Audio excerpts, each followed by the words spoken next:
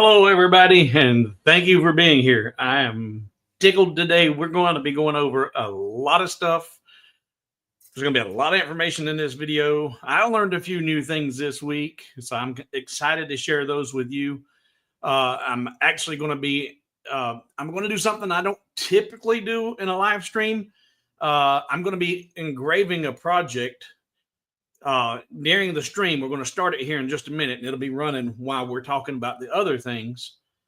And I'm actually going to give away this project. But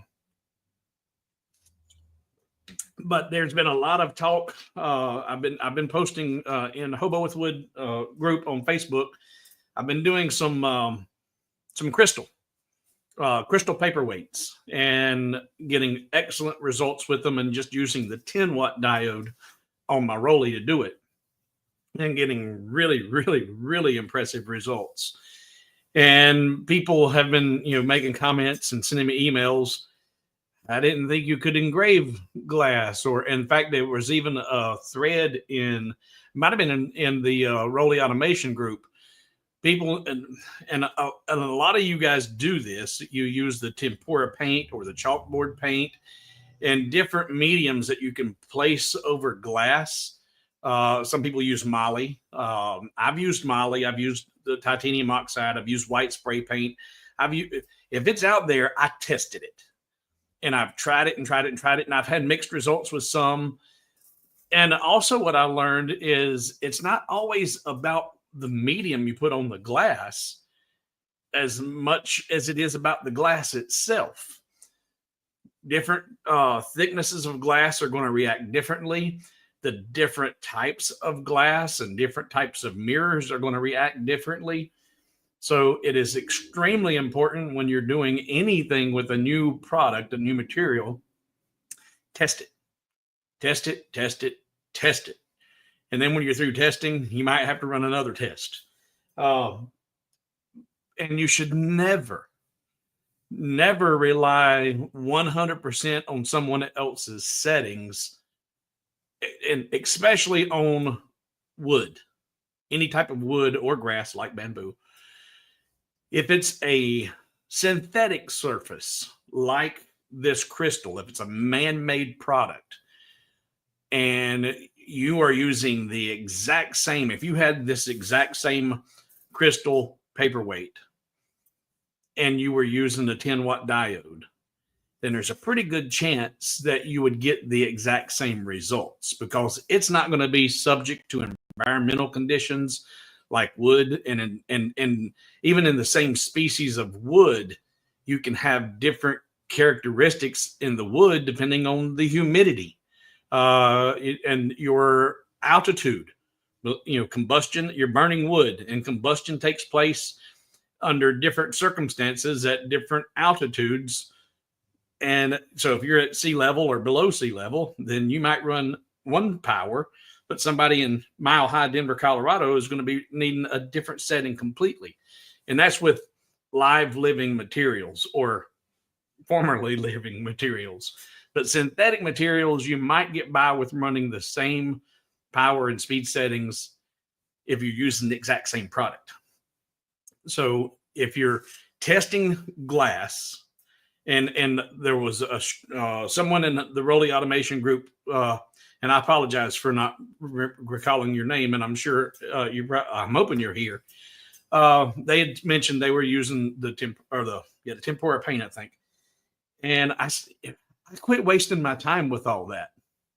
I found that I can get excellent results on glass using nothing more, dog hair, nothing more than just plain old masking tape. But just like your materials, not all masking tape is created equal. There are different types of masking tapes. You have crepe paper tape, and that's what this is a crepe paper. You have some that got vinyl tapes, but it's not so much about the material of the tape as much as it is about the adhesive on the tape. Because when I was experimenting with tapes, I tried 3 or 4 different types. I tried the blue painter's tape. I tried the frog tape. I tried all kinds of other variations. And I found this tape gave me the absolute best results. And I'll share a link with it. I've shared it before. I'll share it again. But this is 3M's. I think it's a 211 plus. We'll pull it up in a second. But the adhesive on this is an all natural rubber adhesive. And I don't know why it makes a difference. I even contacted 3M when I started discovering why this one was the best. And they gave me some details on it. They even sent me the MSDS sheets and all that, but I never did figure out why. But this one works so much better than all the rest.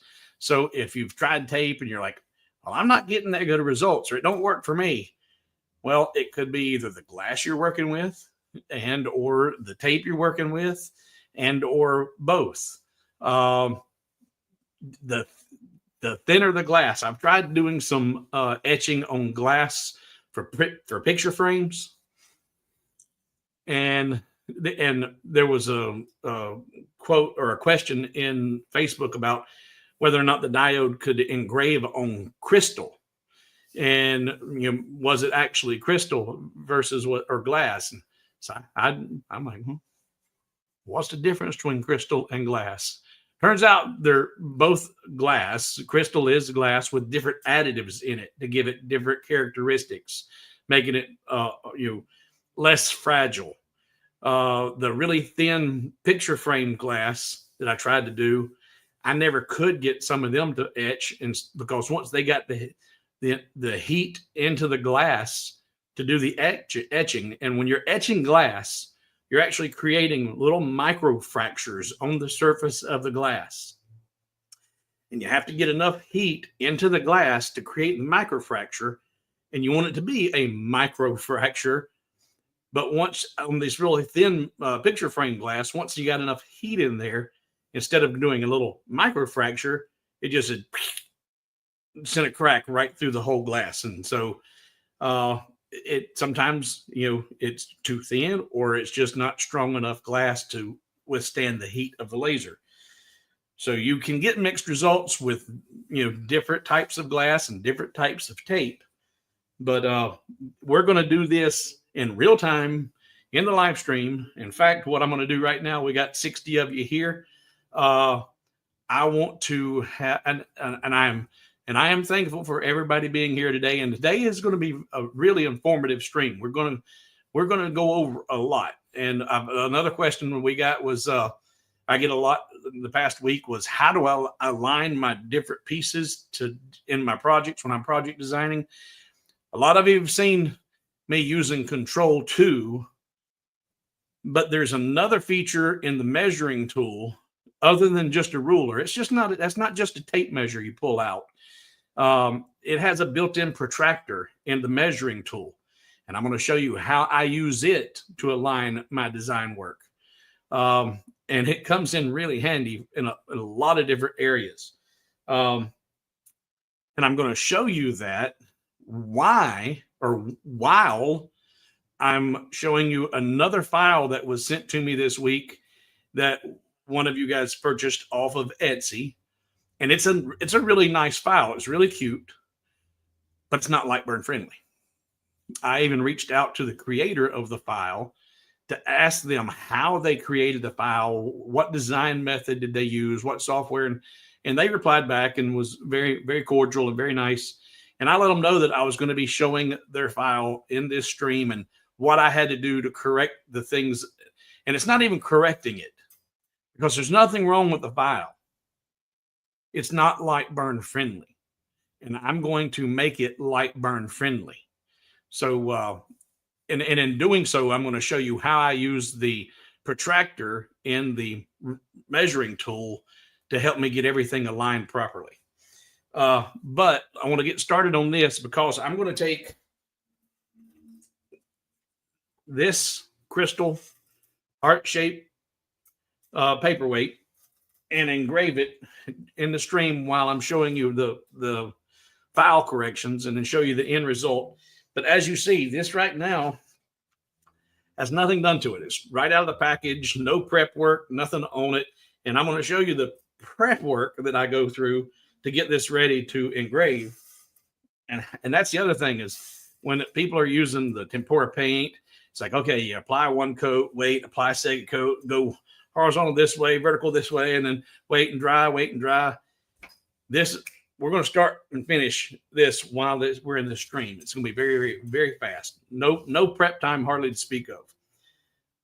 But to thank you guys for being here, I'm going to give this finished product to one of you guys, and I'm even going to allow you to have input on what we're going to do to this. So there's 60 of you here, and right now, if you are interested, and let me show you what the final product of these look like. Switch, let's blow this up and switch. So here are a couple that I have engraved this week. That one's got a little fairy in it holding a heart. Oh, wrong way. That's my earrings. Fairy, there's Cupid. And then love with the paw print. And of course, just the blank beginning piece. Back to the fairy again. And there you can see, I put it behind or in front of the black so it really pop out there and you can see it better. I'm going to give this away. All you have to do, if you are interested in a crystal paperweight that you might give away, hopefully it can get to you in time for Christmas. Maybe you've got a granddaughter or somebody that might appreciate something like that. If you will type in the comments right now, #thankful, we're going to do a drawing for this right now and give this away. And once we do the drawing for whoever is the lucky winner, and this is, I'll ship it wherever it needs to go. If it's going to be international, don't count on it getting there before Christmas. Ain't no telling. But I will send this out wherever it needs to go. But once we draw the winner, we will, I'll have a quick conversation with you here in the stream. Pick a design and get this going on the laser. And while you guys are doing the #thankful, I'm going to show you. I've got this, and I got this roll in 11 inches wide, so I can put this on about any surface I'm going to be engraving in one layer without having to worry about seams. Because seams, if you overlap it, now it's twice as thick. And if you don't butt it up, if you try to butt it up and don't get it perfect, then you could have a line that's not covered. But I'm going to peel off a piece of this. It's going to be big enough to stick on that paperweight. And we'll let you guys. And it doesn't matter how many times you enter. It is only going to let you enter one time. I don't know if any of you are doing it multiples, but multiple entries will not help you. All right.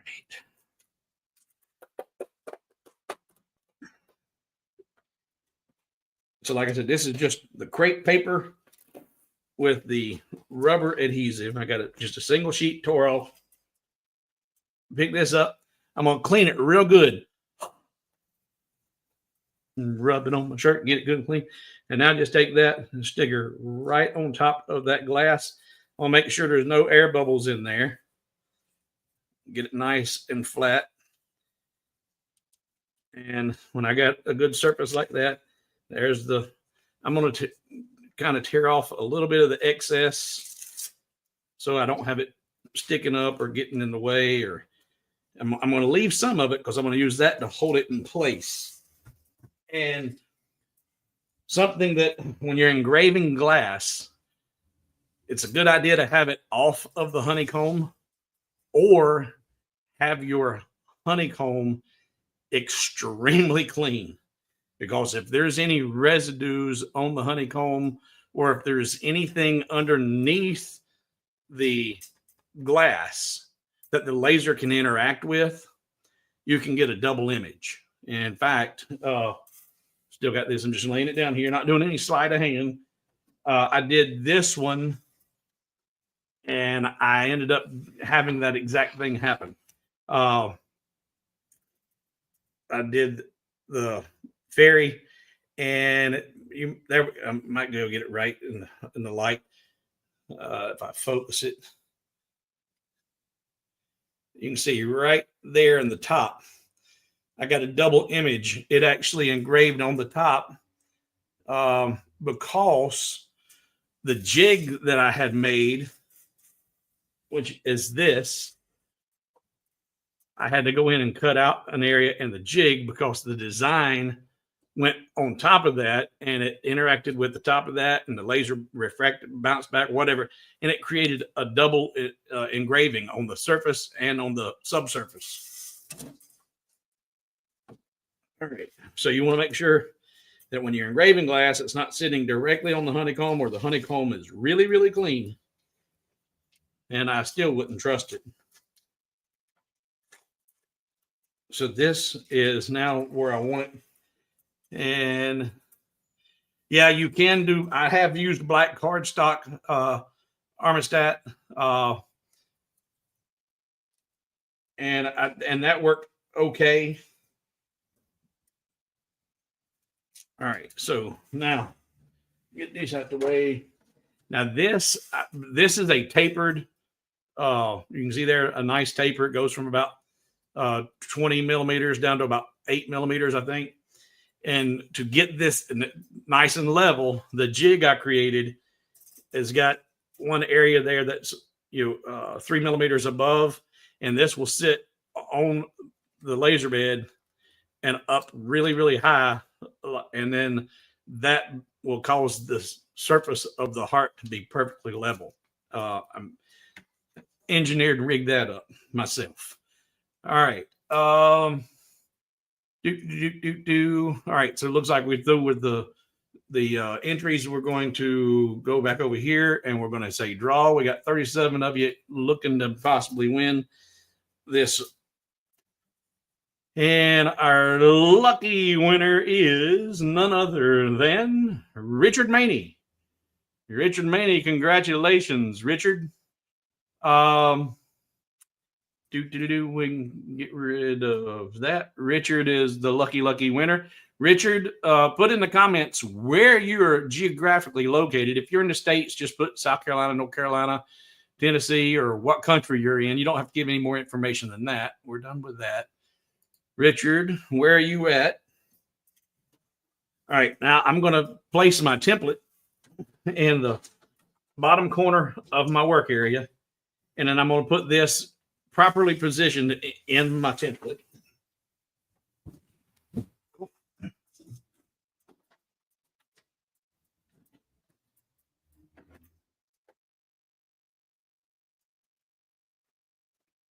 There we go.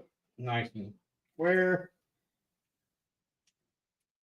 And I did not set up the camera for the work area.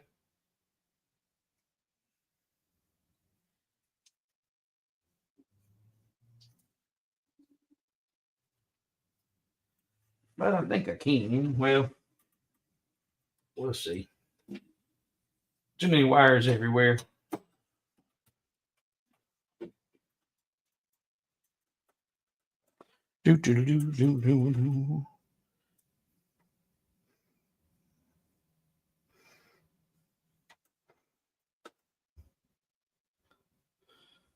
So there, I've just used the excess tape to kind of hold that secure in place in the template I've got. This is really, really high. So you want to run the laser module up so you don't have any interference. Switch. Oh, there we go. And I didn't set any of this up in advance. You can see this is all real time and not playing or staged.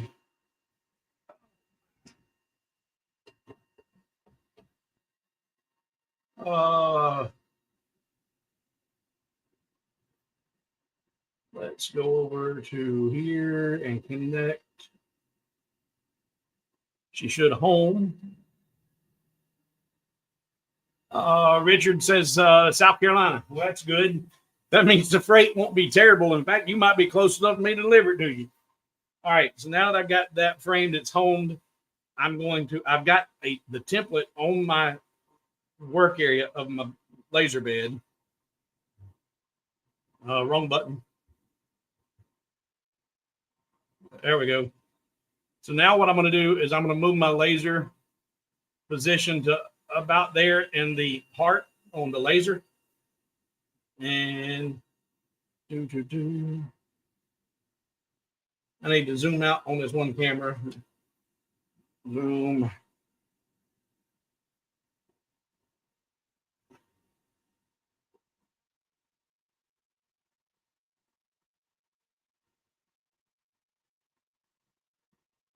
All right, now I need to clean my laser. Don't judge me.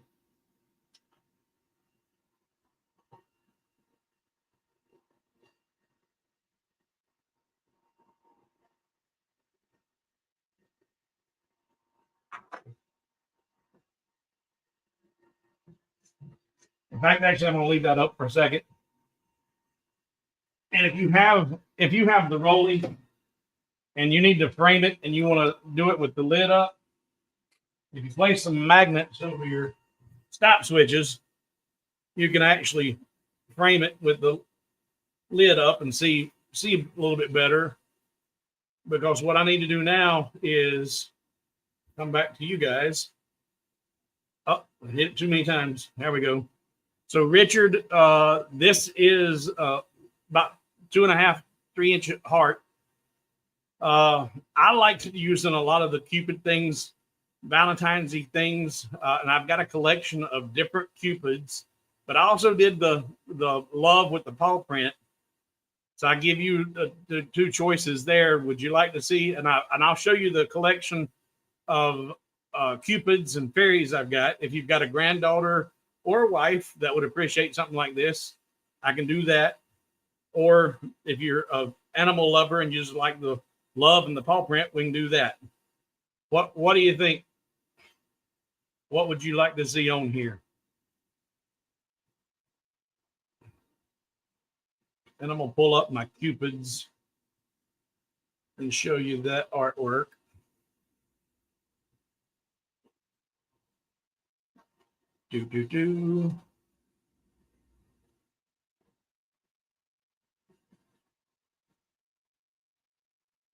While I'm looking there, I'm going to look back here and see if any missed questions or comments.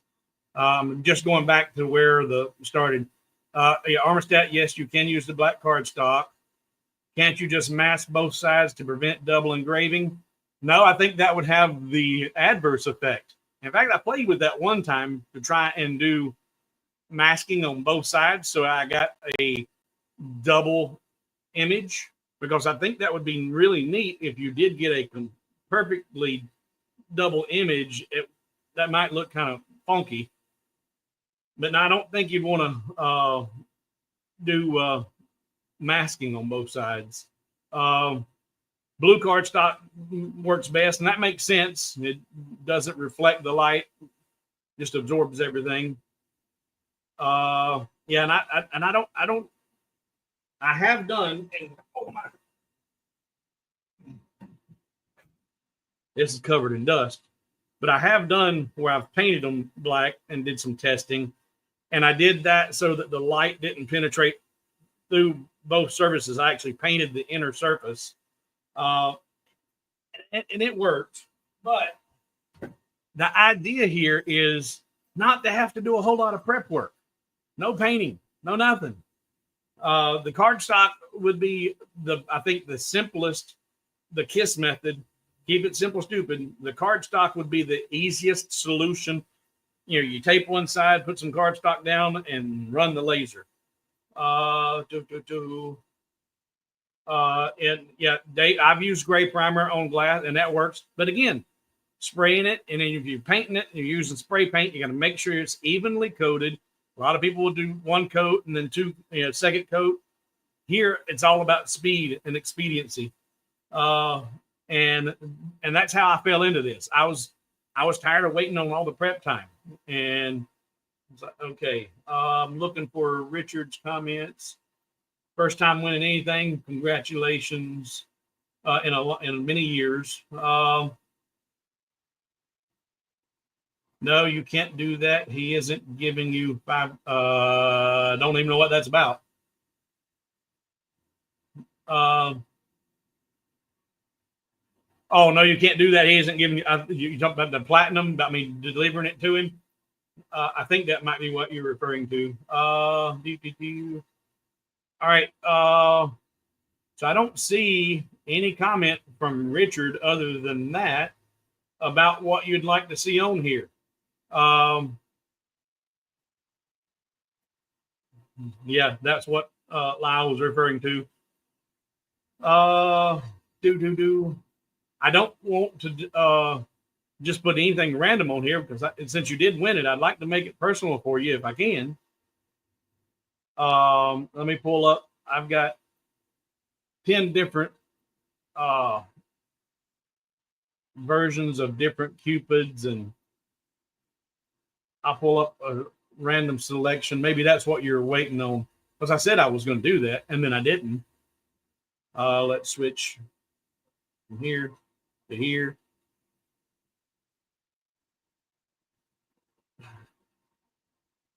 Four, 5, 6, 7, 8, 9. Come on. And 10. And then let's see, dogs.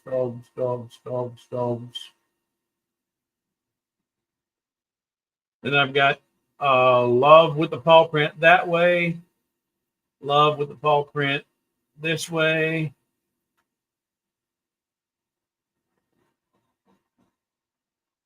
I don't know how well that one. No, we wouldn't want to use that one. Not here. All right. All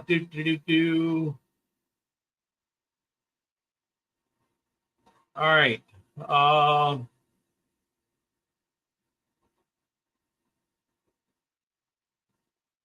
The fifth one looks good. All right. 1, 2, 3, 4, 5. All right. Little praying. This one right here. You like that? All right.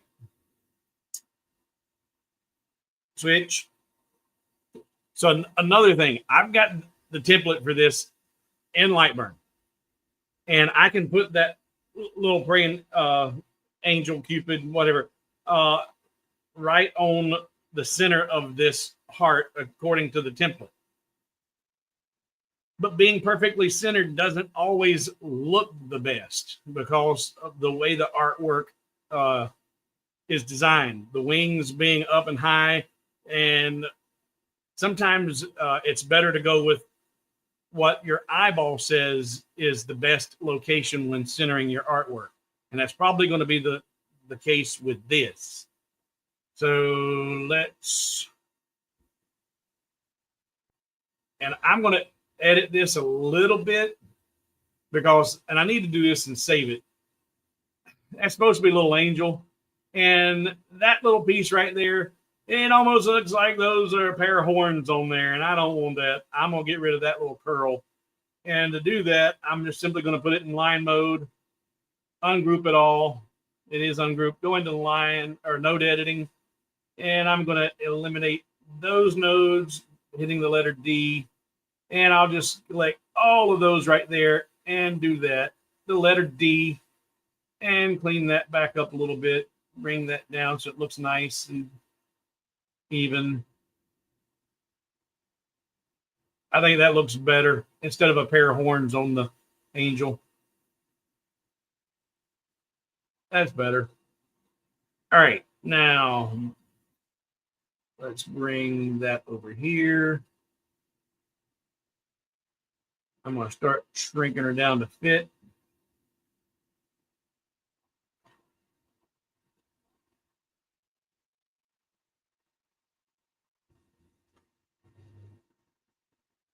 And if I take that, hold my shift button and select that heart and go to center. See what I'm talking about? That looks like it's off center. That does not look good to me. but it is technically centered up. So instead of going with that look, I'm going to eyeball it and put it where I think it looks best, and that looks pretty good. That looks off too much. And I'm going to bring her up a little bit. And I think that looks pretty good. It's technically not centered, but I think it looks best. Now what I'm going to do is I've got that selected. I'm going to send a frame out to the laser, and I've got magnets on my switches so I can have my laser fire while framing, and I can see it really good. Laser controls, frame, and since I let's see here, frame, and where switch.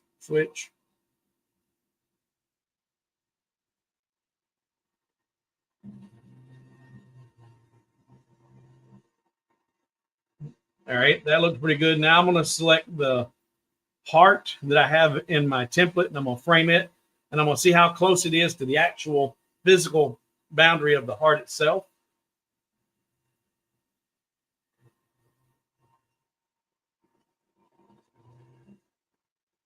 That's actually a little bit big, so I'm going to do an inward offset of my template by about 1 millimeter and see what that does. So, okay.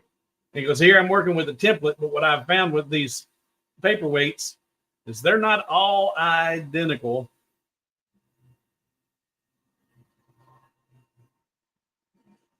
All right, that looks really good.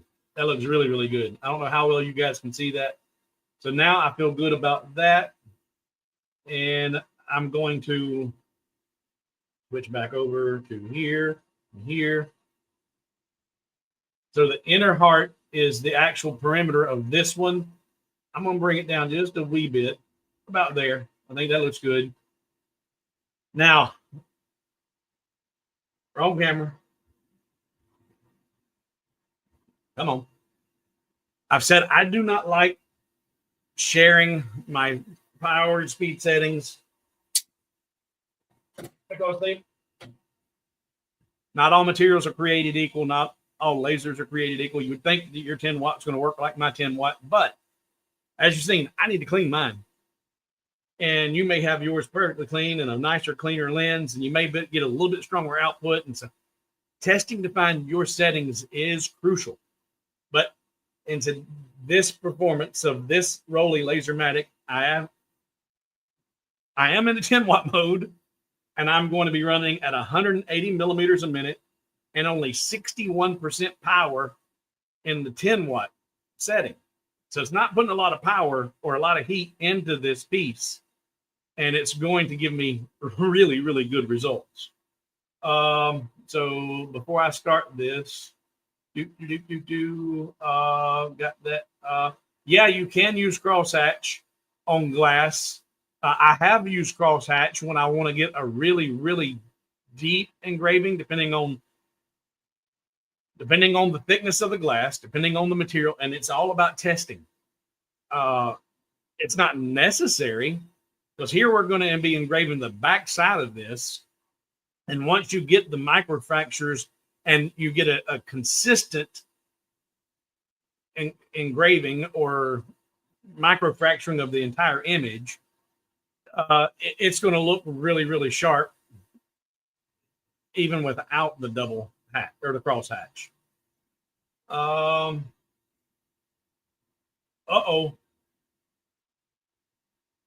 Happy birthday to you, and that's all I'm going to do.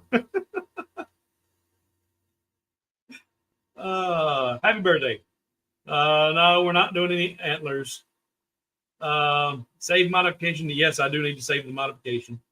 I'll do that.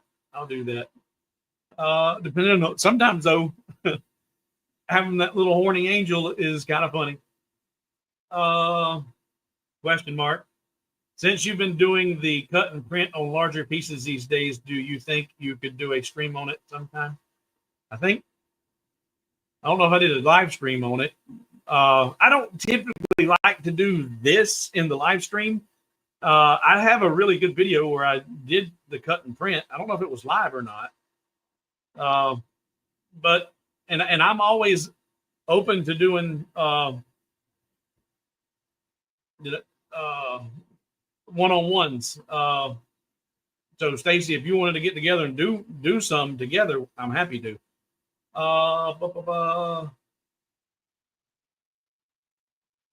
Let's see. All right.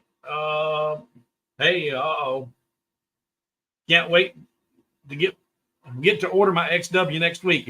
If you haven't ordered it yet, boom, boom, boom. Let's see here. Banners. Where, oh, where? There it is. Show. HoboWithWood.com/Roly if you haven't ordered your Roly yet. Once you laser the glass, does it do weird things if you run the laser over the same spot again? Costs even more. It can. It all depends on the quality of your work, your material. And I want to get this started. And yeah, have Stacy on as a guest. I can do that as long as her husband doesn't mind. All right, I want to get this started, and then we'll talk about what Armistat's question was. So I've got my artwork. I got my artwork centered up. I've done my test framing. I've got my speed and power set. And I think this is really, really, really crucial. And again, it depends on the quality of the work or the material you're doing. But I have air assist turned off. And this has to do with what I was going to bring up about Armistat's question. With air assist turned off, the laser is hitting that glass, creating the microfractures, but there's not an excessive amount of air hitting it to blow away any glass that might have temporarily broken free under the heat of the laser. And by not blowing away, it hopefully will fuse itself back to the surface again. But air assist is turned off. I'm running 180 millimeters a minute at 61% power on the 10-watt setting on the Roly MK2. So now I've got my magnets moved. Let's close this up.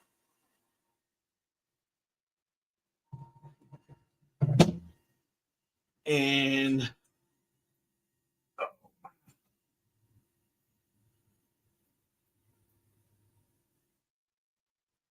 trying to get it set. We ain't gonna worry about that one right now. All right, so that one's done. Now all I'm gonna have to do is hit start. Glasses, everybody. I won't be able to get the laser. Well, I might play with it here in a second. All right, that's framed. That's done. That's off. Power set. I'm running it in a single pass, and we're going to hit start. Oh, I didn't have it selected. You got to select it because the way I do it, select it and hit start. And the laser is doing its thing. In fact, I will. Let me take a half a beat and set that framing up on this camera.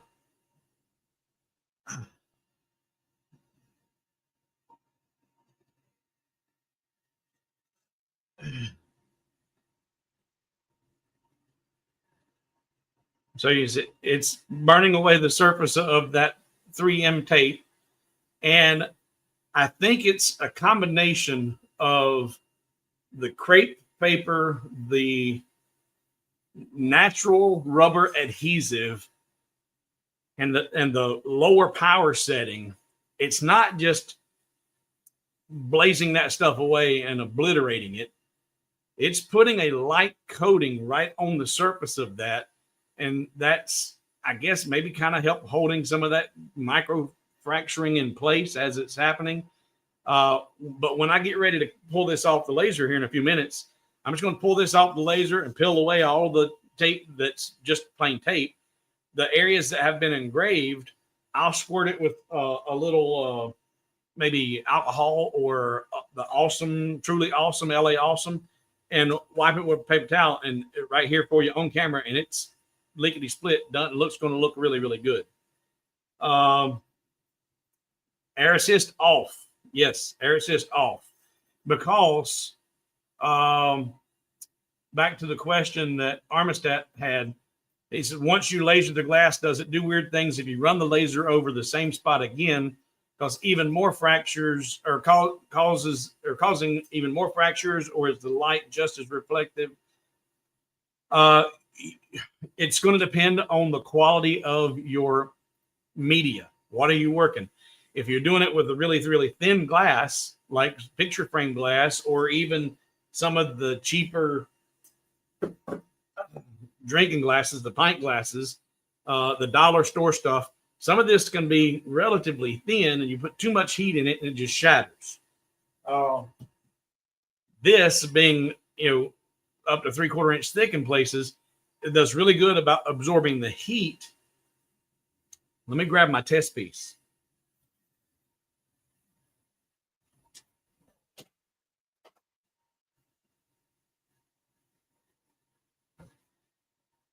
Now you're probably not going to see this. Let's see if this is any of y'all messaging me for something. No. All right. I don't know how well you'll be able to see this on the video or in the camera, but I'm going to do my best to show you. But this is a test piece that I did, and I did engravings on both sides, testing to find the right speeds and powers, and actually you might be able to see okay. What I want you to try and focus on, I'm going to try and focus the camera. There's a double image of love with a paw print. And then I've got the love cursive on top. Try to ignore the cursive lettering on top and look past and through to the love with the paw print. And I don't know how well it'll show up on camera, but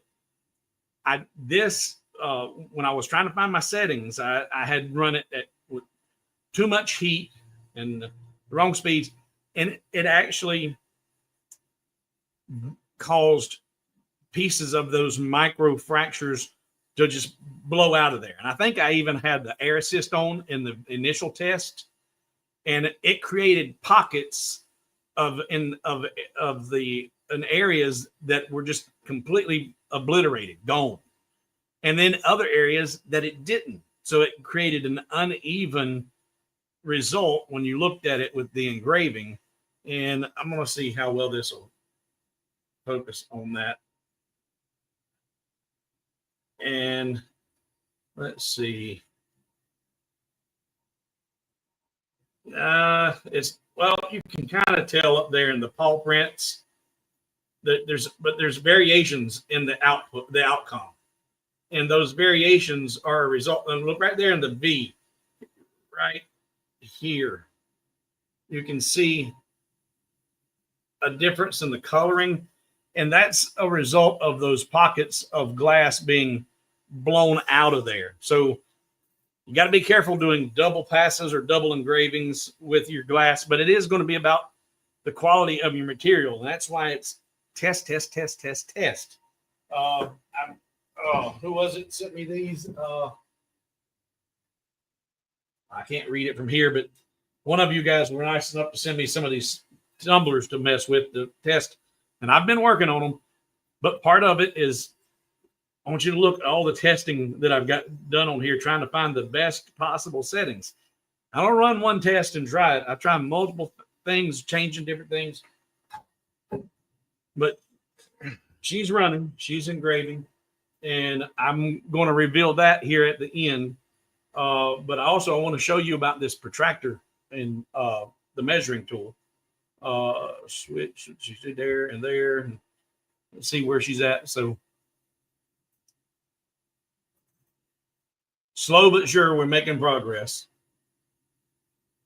So this file that I'm going to show you, like I said, this is a really neat design. But the file, when it was received by the purchaser, and I'm not going to call the purchaser out because even though the designer, I have been in contact with the designer, and they are aware that I'm going to be featuring their design in this stream. I'm not saying anything negative about this design. Nothing negative at all. I'm just showing the features about the design that are not Lightburn friendly, how they can be corrected, and why do you need to do that? And then there was something in this design that I have never run into before that I was like, huh, okay, never thought about that. And so I was like, okay, that's worth pointing out. So let's get over to this design. I'm going to show you their, in fact, I got a message from the designer now. Let me look and see what she said. Nope.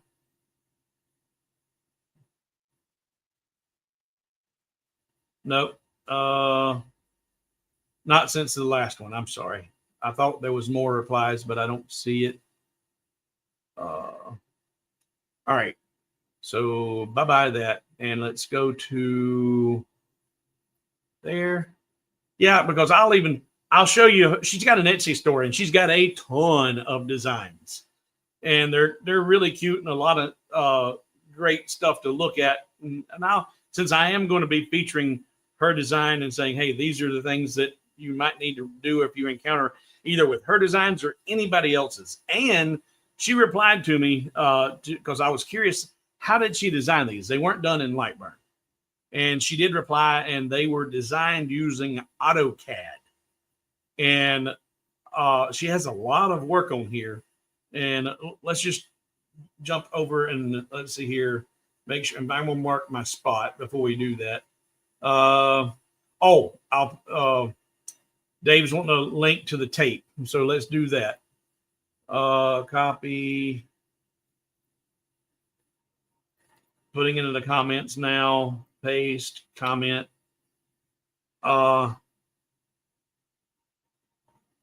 And Chris says, I use painter's tape before cleaning to lift loose fragments of glass before rubbing it in to avoid scratching. Yep, that's pretty smart. That's pretty smart.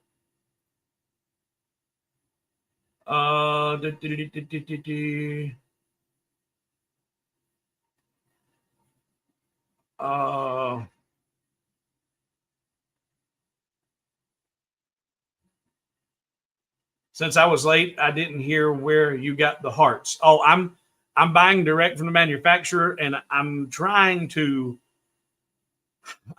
get them set up to where I can start offering some of these things. You can buy these or similar ones on Amazon, and they sell for anywhere from $14 to $20 for the blanks. Well, I'm going to have these. In fact, I have some available now that I can sell for $10 a piece. And the finished pieces I'm selling, depending on the time that I spend on the laser, I'm selling them for anywhere from $40 to $60.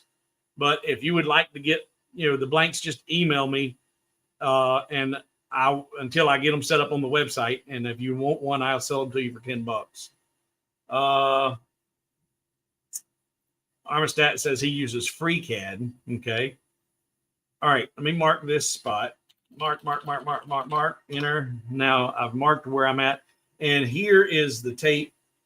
Here and here. I put the link in the comments, but this is on Amazon. And I'm very specifically, this is 3M's 201 Plus. 201 Plus. It's different than 3M's 201. And this particular roll is 60 yards long, 11 inches wide, and 180 or 11 inches wide, 180 feet long. It is crepe masking tape with solvent-free rubber adhesive. And that rubber adhesive, I think, is as important as anything else. Let's see here. All right. Now, laser cut patterns is where this file came from. And I can turn off that comment. Laser cut patterns. Let me change this to what I want. There we go. We'll do this. Just a reminder, guys, if you have a question or a comment, use this format that I have there. Use question marks preceding your question to highlight your question, exclamation points. That way it jumps out at me. But this laser cut patterns is the source of this pattern. 16,500 cells. They get a lot of patterns, a lot of designs. So, and we're going to look at this particular pattern. And it's like a snow globe. And this file was sent to me and it's like, hey, can you help me out here? And go, if we look at the details on this, they tell you very specifically, where did I see it at? Right here. Useful for materials, thicknesses 3 millimeters. 3 millimeters. They plainly tell you that this design is for 3 millimeter material. They also tell you that you have the zip file contains DXF, CDR, which is CorelDRAW, PDFs, SVGs, Adobe Illustrator, and EPS files. There's your different file formats. If you're purchasing a file from someone and you do not have the LBRN2 extension, then it's not available in a Lightburn format. You can always import nearly any of these, the SVGs, the DXFs, the AIs, you can into Lightburn. But if you do not see the LBRN2 extension, then it probably wasn't created in Lightburn. It may not be Lightburn friendly. But I'm going to show you, and we're going to import this in just as he's sent it to me. And you've heard me say before, if you use a 0 offset on a lot of your files, it will automatically correct a whole bunch of the issues that Lightburn has with the file. Didn't work with this one. The 0 offset had no effect whatsoever. And this file, in fact, just for giggles, so you guys know, I'm not and I've said it, I'm not attacking this design. This design is a quality design. It's not Lightburn friendly. And I have talked or messaged with the designer. They know that this is taking place, and they explained to me what they do. She told me she uses AutoCAD. And for any of you guys who've used AutoCAD or the FreeCAD or any of that kind of stuff, this may make more sense to you than it does me, because I've not worked with either of them. Switch. So I messaged her and let her know who I was and what my intents were. And she replied, "Nice to meet you, but unfortunately it is difficult for me to schedule an appointment since I work more than 12 hours a day." I know the feeling. But any questions you have can be asked through this medium. The design process is simple. The entire design is done in AutoCAD, and for that I use the line tool, and that's it. The design is saved in AutoCAD 2000 in a DXF format, and at the end of the entire design, she applies the PE command. Now, the PE command apparently is to join the lines, but I only do that in new designs, since I noticed, as you say, many new softwares are not as user-friendly. Then I open the design in Illustrator, and from there I export it to all the different formats. So she says she only does the PE command. The PE command she only does in new designs. So this is probably one of her older designs because it's not joined. There are lines everywhere. And she told in the description that this file is for 3 millimeter material. When the original purchaser of this design reached out to her about trying to resize it, she said, well, you could resize it by just simply reducing the entire image so that the slots are no longer 3 millimeters. Everything is now 2.5 millimeters. And that would work. Never thought about doing that, but it works. It just reduces the overall out size of your overall image when you're done. And that kind of defeats the purpose. And depending on how big it is to begin with, it may make it unusable, but that would work. So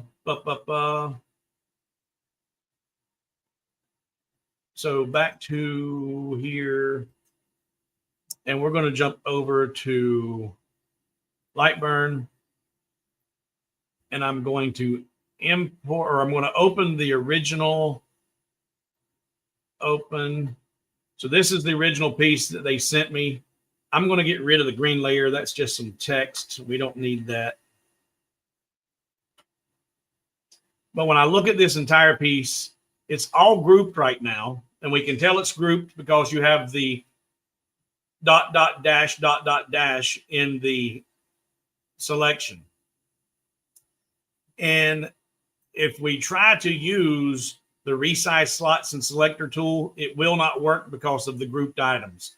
So if I just ungroup everything, I don't even do there. We'll just select it all and ungroup. And now everything is ungrouped because we have just the solid dash. And I try to use the resize tools or the slots and selection tool. You get the warning, shapes that are not closed. So this tool is not going to work because shapes are not closed. So, okay. So if I grab just this one right here and I zoom in there, I would expect to see the outer perimeter is a shape. And these three down here are individual shapes. There's 4 plus this one. I should see 5 shapes right here. But if we look at, let's see here, let me turn, you can't see it because the banner's in the way. So banner, hide. There we go. Now where I said I should see 5 shapes, I have 54 objects. Not 5, I have 54 objects. And if I look, there's one, there's one. And if I, and it's everything about this is, it's, there we go. It's not closed. The shapes aren't closed. Now, I used to, like I would say, do a 0 offset. Just select it all and do a 0 offset, and that usually fixes everything. And usually it does. But if I take this piece, I've got just that one. I'm going to duplicate it, Control D, bring it up here. Oops, I got too much. I got something else I didn't want. And this is something you have to be careful about with images and designs that aren't grouped. There, I inadvertently selected a small individual line that was part of the other shape that I didn't want, but because I duplicated it, it's irrelevant. I'll just select it now and hit the delete button and get rid of it. Oh, see, I was more than one. Delete that, got rid of that. Now, if I take that piece and try doing this, and we can see there's 54 objects here. If I do a 0 offset and delete the original objects and say, okay, I've still got 54 objects. In my 2 years of creating and working with this, that usually works. That would create just 5 objects, but it didn't do anything there. What I learned in this, and that's what I was, and it may be because she used AutoCAD, I don't know. But what I learned with this file, and this is actually really, really slick. I'm going to get rid of that. I'm going to select the entire image. I'll pull it over here so it's not got that. I've got the entire image selected, and there's 1,889 objects. Almost 1,900 objects there. Now, a lot of them are this living hinge, and that's fine. Living hinge is going to be open shapes. But if I select this entire piece and I use the command to join, auto join those images, those individual shapes. And if you go up here to tools, is it tools or edit? Tools, arrange, where is it? I always typically use the shortcut key, edit. Yeah, and edit. Alt J, auto join selected shapes.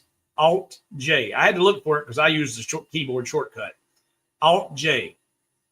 So selecting that entire piece and I do Alt J, It goes from 1,889 objects to 663 objects.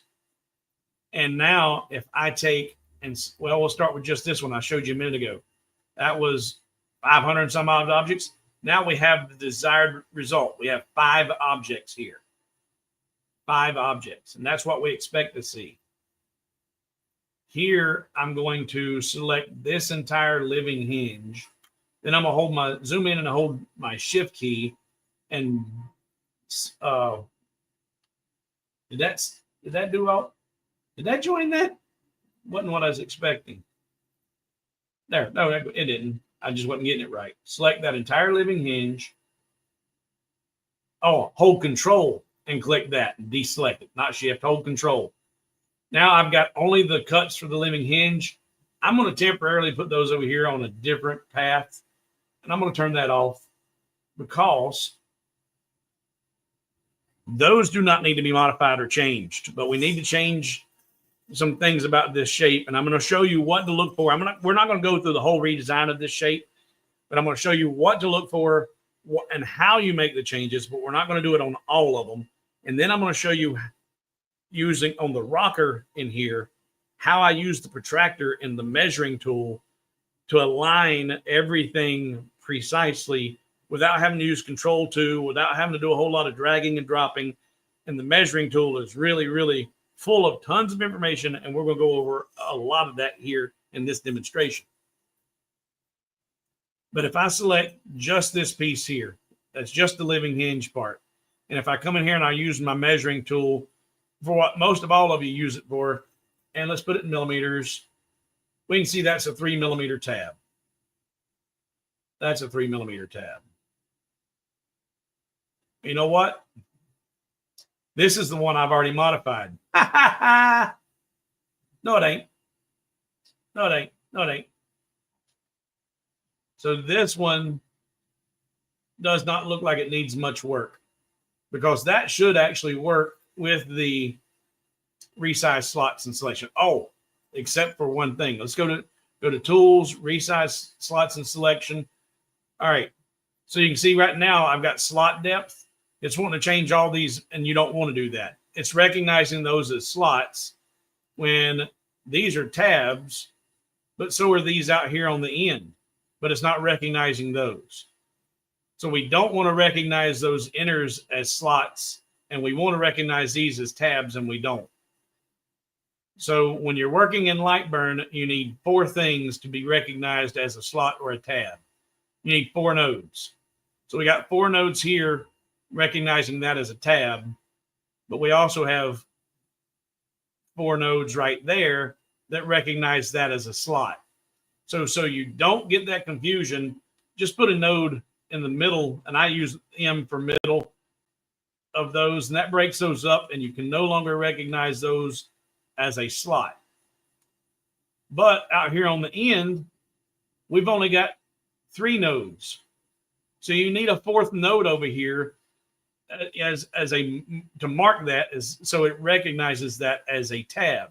To do that, I just grab one of my work paths up here, one of the tool paths, drag it down, put it right there, then go back into my node editing and say I for insert right there. And now I'll get rid of that. And now when I look at this and go to Tools, Resize Slots and Selection, see there, I'm no longer seeing the slot depth. And when I look at tab height, it is recognizing that end one as a tab now. I didn't modify the rest of them, so it's not seeing them. But there's how you make that visible as a tab, by putting that 4th node in there. So real quick and easy, modify those so that it's no longer confusing and easy for Lightburn to work with the slots and tabs on that shape. Now, another problem that you can run into, you have to have 4 nodes and only 4 nodes. In her design work, on her tabs, a lot of them, she has an outer radius, and some of your box generators will do this. They'll put a radius on those tabs. That's beneficial when it comes to aiding in assembly. Having those rounded corners there so it can slide together more easily is beneficial, but it makes it so that Lightburn does not recognize that as a slot or a tab. Radiuses are not Lightburn's friend. So we'll go back up here, look at my comments real quick and say, make sure I haven't seen. Okay, Mark's got a comment. When I first started using Gravini, their files importer with, Gravini is one of those box generators that would mess things up. But here you're not going to have to email things to anybody. You're learning how to do these things yourself. But yeah, Gravini was one that I liked Gravini. I liked it a whole lot better than boxes.py, but Gravini's gone, and I don't trust the Russian website, so I haven't tried it. Let's mark, and that's done. Now, let's look at some of these tabs with radiuses on them and what I do and to fix those and what you need to look for. Switch. So we come down here to this one. You can see these tabs have got the radiuses on them. And we know it's for 3 millimeter material, but when we measure this, it's only measuring it at, go to millimeters, at 2 millimeters, because the last millimeter here has got that radius on there, and Lightburn is only recognizing that as a 2 millimeter height. Now, when I look at this design, this piece and this piece fit on top of one another in her design work. Let's go over here to the image. And so there, the one with 3 tabs is down here in the base, and the one with 2 tabs is up here in the top that have the chair, the rocking chair, and the tree sitting on it. But these are mirror images of one another, except the bottom piece has 3 tabs in it, and the top piece has 2 tabs in it. So when I'm looking at correcting this, if I identify that early on when I'm having to edit it, I can realize I only need to modify one of these outer perimeters and then duplicate it and put it over here. And since this one's got 3, I will look at modifying this one and then just duplicate it and move it to the other image without the 3rd tab in it. So I know I want 3 millimeter tabs, but how wide are they? Well, let's use the measuring tool. And I told you we're going to use this in ways that you've never thought of possibly, but right now we're still using millimeters, and we're going to just measure the distance from there to there, and it's 5 millimeters. So that tells me that that tab was designed to be 5 millimeters and by 3 millimeters. So I will just draw out a rectangle, and I've got that layer turned off. So let's put it on the red layer. There we go. And it needs to be 5 millimeters by 3 millimeters. And that tab, and I don't have my aspect ratio unlocked, 5 millimeters. There we go. So now that tab would sit right there, and that takes care of that radius. Now I could, how many ways are there to do something in Lightburn? There's always another way to do things.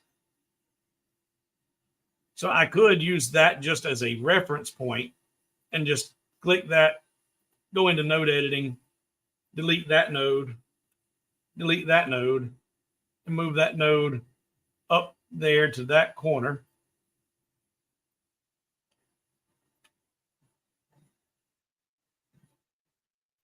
And now I've got a rectangular 4 node.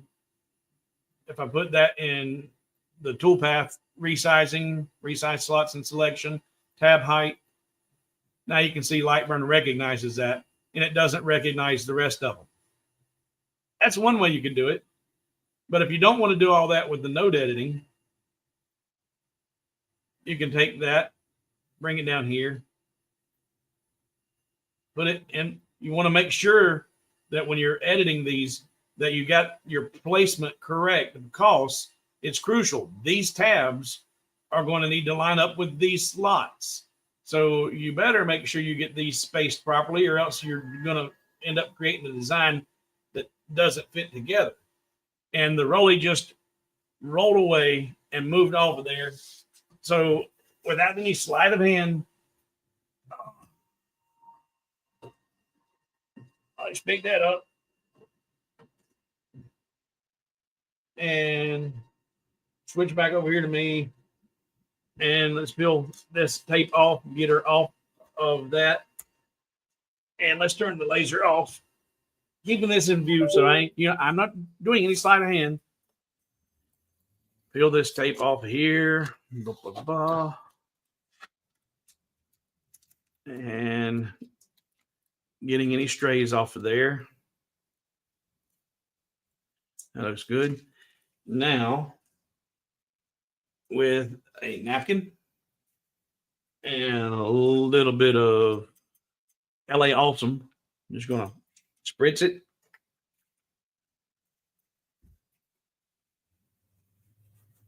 And wipe that off of there. And now that's got all the glue residue off.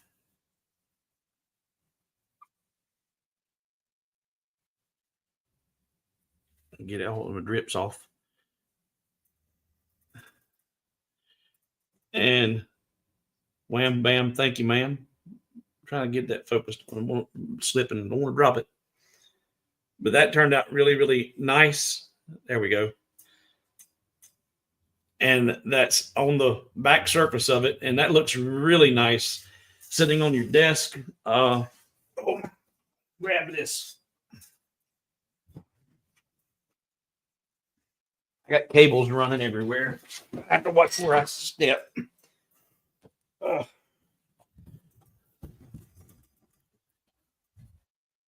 Get your fingers out of the way, dummy. And that's hard to do. That's really hard to do. Let's try it that way. That's pretty. I really, really like that. And I did that with the 10-watt diode on crystal, doing no prep work to the crystal. Wiped it on my shirt, put the tape on there, throwed it on the laser, and you get that kind of result. So, Richard, I need you to email me your information, your mailing information, and I'll get this out in the mail tomorrow. And it'll be hopefully a nice Christmas present for a granddaughter or the wife or whoever. I don't know. Maybe you like hearts and crystals and you want it for yourself. I don't judge. Let's see here.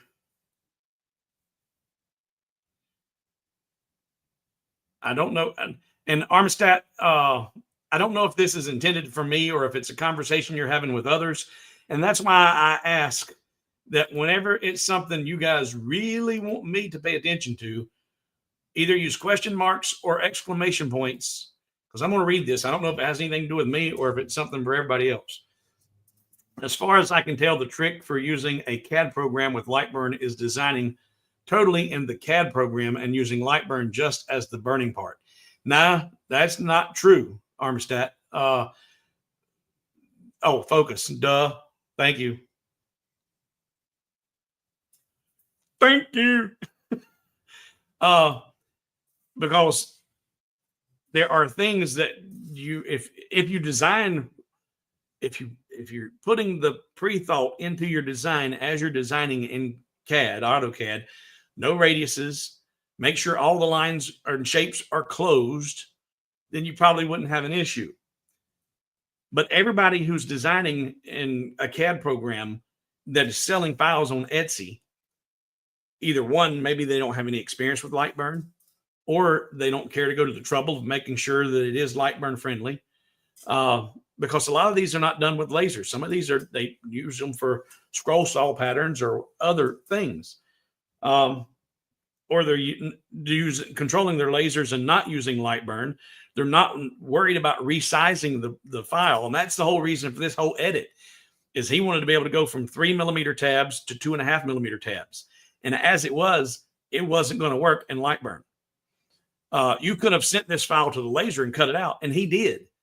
He cut it out as is, and it went together, but it fit loosely because he was using material that was thinner than the pattern was designed for.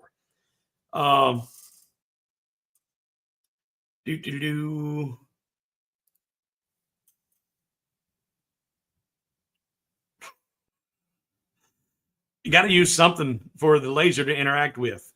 What started this thing was everybody's been using 10 pour paints, zinc oxide, poly, spray poly, moly rather, not poly, it's moly, different spray paints, but you got to have something on that surface to keep, because with a clear piece like this crystal or any glass, anything that's clear, that blue diode is going to just shoot right through it and have no effect on it whatsoever. So putting the tape on there prevents that diode from just penetrating the surface and doing nothing. The tape is what makes the engraving happen. And people have doubted my results with tape, and that's why I did this demonstration.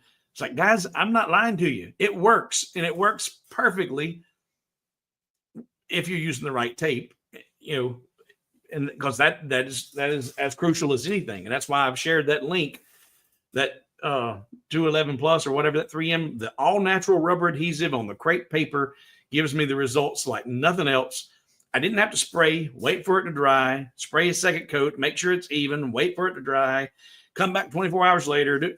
I did this all in the live stream from the time we started to that finished product was all done live here. Worked great. Oh yeah, no mail tomorrow. Tomorrow's Sunday. It'll go out Monday. I do mean to design it so it's compatible. Yeah.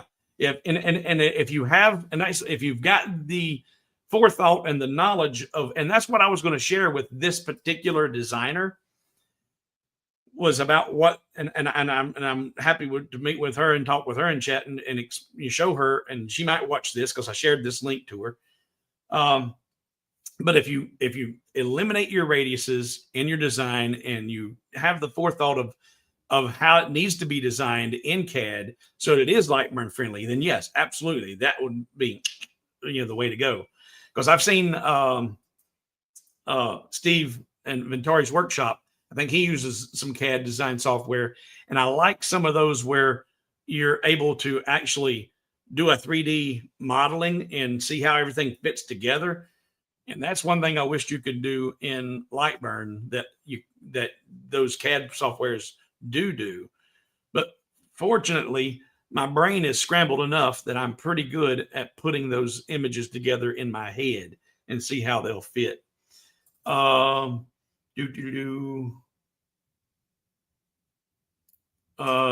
you can use black cardboard. If you put a black cardboard or black cardstock, or you can get a result.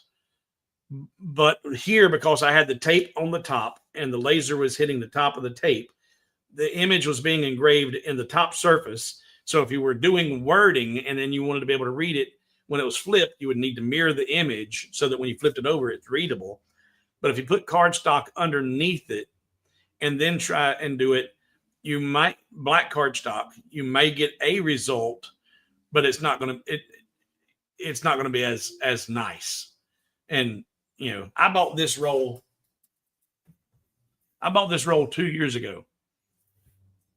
2 years ago, I've been using this doing glass work, and I got it this wide so I can do an 8.5 by 11 frame or whatever, or 8 by 10 frame.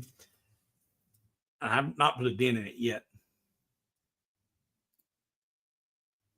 Does the tape work on any glass objects? Peter, as what I said, it does work on any glass, but the power and speed settings are all going to be dependent on the quality of the glass, the type of glass, and that's where testing comes into play. How do they make the cube crystals with the 3D image engraved inside of it? It's a different kind of laser. It's not a diode. It's not a CO2. It's a YAG laser. I think it's a YAG. I think that's what and I've got one sitting right over there.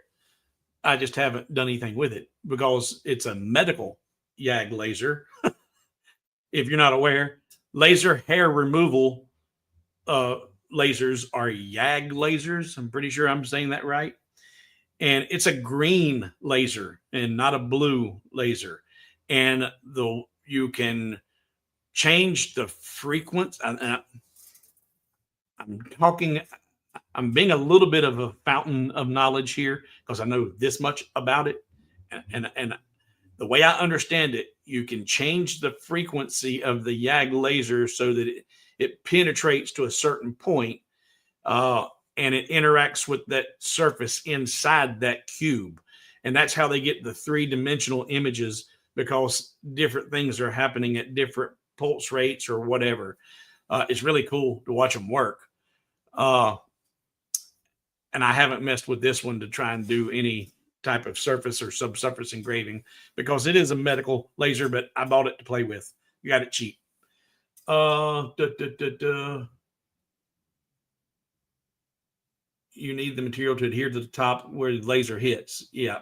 And like I said, but if there is anything below the surface, as I showed you here, this one did a double image. I've got an image on the top, and I don't know if you can see it through there or not, but it did a double image up here and on the back where her foot had something where the laser came in contact beneath it, and that's where I had to modify it. So you can get a result. It won't be the result you're looking for if it's on the bottom. All right. So back to this, and because I really want you guys to see how I use this protractor tool, but I want to show you all the little roadblocks to look for, because you're going to inevitably buy designs from Etsy or anywhere else. And I'm, like I said, we're not going to go through this whole process. I'm just showing you the roadblocks and how easy they are to correct. So let's switch back to here and let me mark my spot. Done, marked, and switch. All right. So I showed you could put a template up there and just change those nodes. Or I've got one sitting here. I'm going to duplicate it twice by Ctrl D 2 times. Now there's 3 copies of that rectangle. I'm going to drag one over here. I ain't going to worry about the placement just yet. And I'm going to drag one over here. And I'll take this one, put it right on that corner so it's positioned properly. And now I'm going to select this one and hold shift, select that one, and make sure they're on the same height. And now select all 3 of those and distribute them with even space between them horizontally. So now that's in the middle of those 2. And I can double check and make sure that her placement lines up, and it looks like it's within a fraction of a millimeter. So that's going to work. So now with those, I will group them. I'll select the original piece, turn on the node editing tool, grab all of those nodes and letter D and delete them. And now I will select that group of 3. And I'm going to, even though those were positioned right up against there, to make sure they are overlapping ever so slightly, I'm going to use my control arrow feature to bump them up just a little bit to make sure that they're overlapped.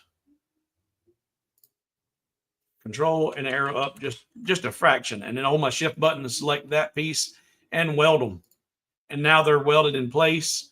And then if I go to my tools, resize slots and selection, now you can see we've got that same issue here with it recognizing these as slots, and we don't want it to. Cancel, nodes. Using the letter M to put those in the middle. Tools, resize slots and selection, and the tab height. I want to, and I'm in inches.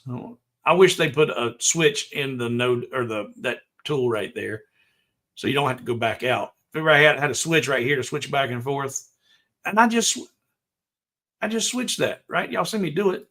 There's millimeters. And tools, resize slots and selection. 3 millimeters, tab height. I want it to be 3 because I move those. I want to make sure they're at 3, tell it to apply, and done. And you would do that, all those. And then once you've done that on all of those and they're all exactly what you want, you say Control D, duplicate that, bring it over here to this one and center it up. And this one is the one that's not got the modifications. It's the one that's got the radiuses on it. You can delete it because you don't want that one anymore. That one only needs to have the 2 tabs on it. So go into node editing and select all those in the middle and hit the letter D to delete them. And that quick, you would have that piece ready if that one was the rectangle like it should be. So now you just quickly edited 2 pieces and they are Lightburn friendly and ready to accept your tab modifications if you needed to. And done. Yep. All right. So that's how you would modify those tabs on the living hinge and on the other pieces. Same thing for any of those that are rectangular pieces. Now, I want to show you real quick on the placement on her slots around the snow globe. So these up here, if we look at this, is it group? I've got to go to selector tool. I try to go to the resize slots and selection, and that right there is a slot, and it's not recognizing it as a slot. Down here, and this is one of the things I learned. I've never run into this before because I've never designed anything quite like this. And because of the way these pieces are done, it's misidentifying this as a tab when it's actually a slot. So take a look at this.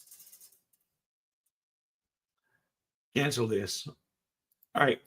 So these two, it's going to cut out like that was one piece. That's one item.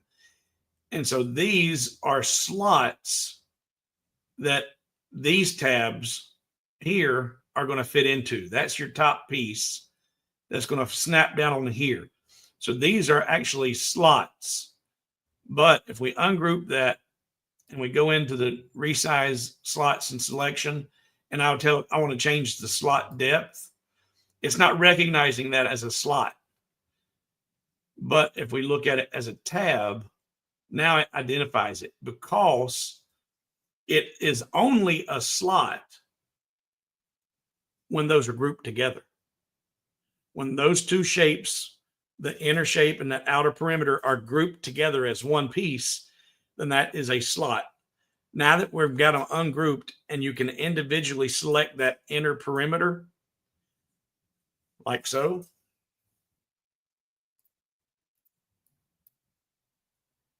And that's all you're seeing is just this piece. Well, those are tabs sticking down on that cutout. And that's why Lightburn acknowledges that as a tab. So I was like, okay, that's cool. So if you get a design like that, recognize you need to be able to identify what is supposed to be moving, when it's supposed to be moving, or else you're going to get unwanted results. And here, if we go to, I've already got a node in the middle of that one, so it doesn't recognize that as a tab sticking up right there. Or actually, that would be recognized as a slot. But up here, it's not recognizing anything because we do not have parallel nodes. So you have to have 4 nodes. But beyond having to have 4 nodes, you got to have 4 parallel nodes.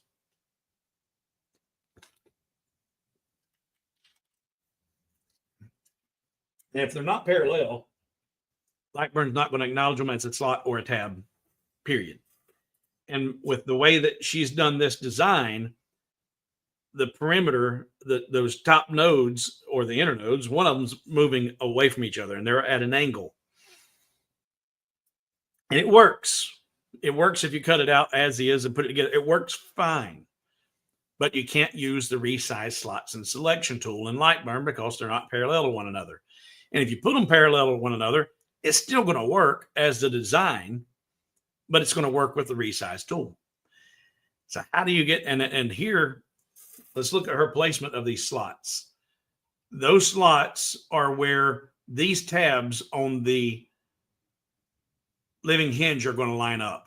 So that slot right, or that tab is going to fit into this slot right here. That second one will go there, and the middle one will end up at the top of the globe, and so on and so forth. So if you want to make this so that it's it can be edited. How do you make that happen? Well, you want to start down here with your living hinge. And what size are those tabs? And if I get my crosshair there and draw it over here to that crosshair and look at just that piece, it is 10.95 millimeters by 3 millimeters. And if I drag that down here, I'm going to use my measuring tool to measure that. It's 10.29 and 3. So that I'm going to do 10.9 and 3, just the same as up yonder, or these here. And I'm going to make these slots that size. So I'm going to drag this up here. And I'm going to put it, and if I put it right here in that corner, that's lined up with that corner. But if I come over here to this piece, you can see it's way off. It's not going, because it needs to be centered in that design instead of at that corner. Because if I pull this down here and measure her curve, that's in 2 different pieces. So that's total length is that's 10.16 is the total length of that one. And it's wider up here because they're further apart. So what I need to do is take this piece and I'm going to put it right there in that corner. But once I've got it there, I'm going to select that and then tell it to go to center. Oh, wait a minute. I had so much selected. Or did I go to the wrong button? There we go. Center. So now that's centered up. And now you can see the angle. So that's past that corner, inside these up here. But that shape is the size of that tab. So once I do that, I can take this, and what I do here, instead of trying to worry about messing up the entire piece. In fact, I tell you guys all the time, when you're editing any shape, your design or whatever, you're making major changes or modifications, don't do it to your original one. Do a duplicate, and that way you don't have to undo a whole bunch of things to get back to your original shape. Modify a duplicate, and then that way, if you screw it up, you can just delete it and start over with your original piece. But on here, what I looked at was if I looked at that whole, the shape of that, or the size of that whole shape, at its widest point, it's 145.248 inches or millimeters, 145.248. And the globe is the widest point. So 145.248.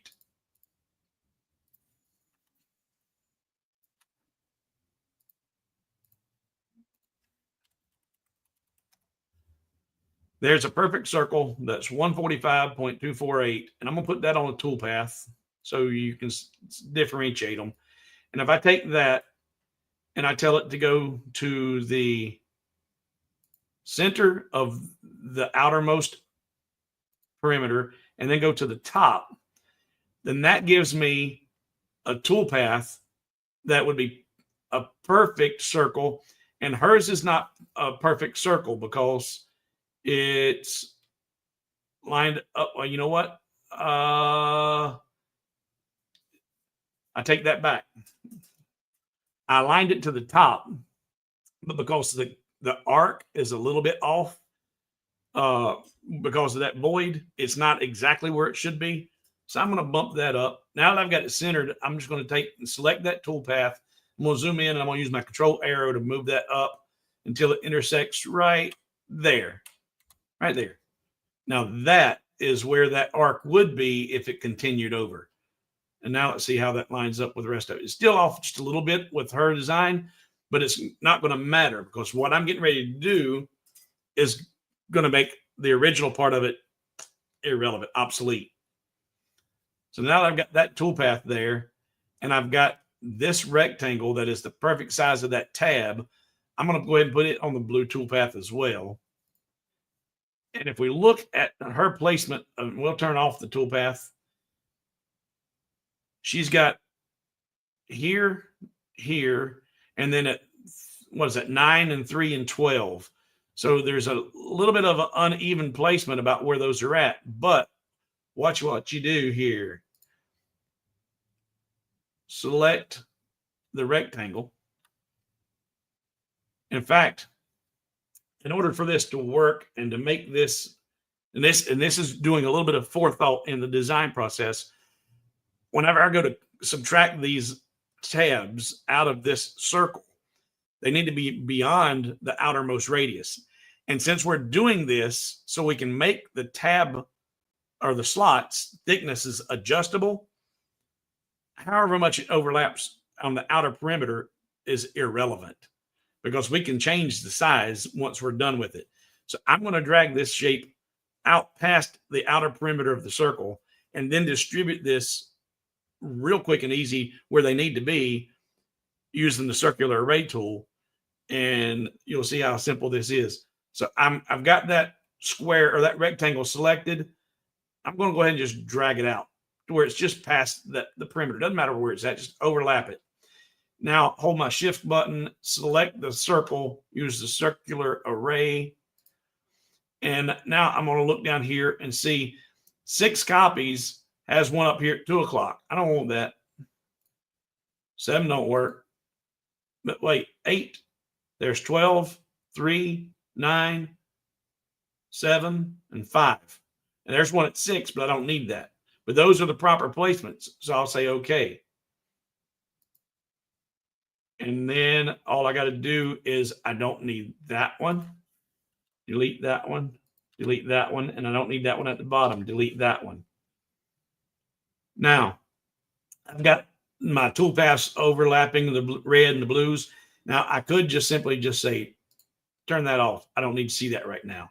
And now with that turned off, I'm going to select the entire image, hold Control, select the circle, deselecting it, group those rectangles, and then select just the circle, hold the Shift button, select the group, and subtract it.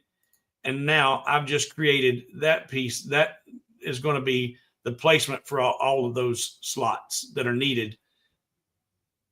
And they'll be adjustable.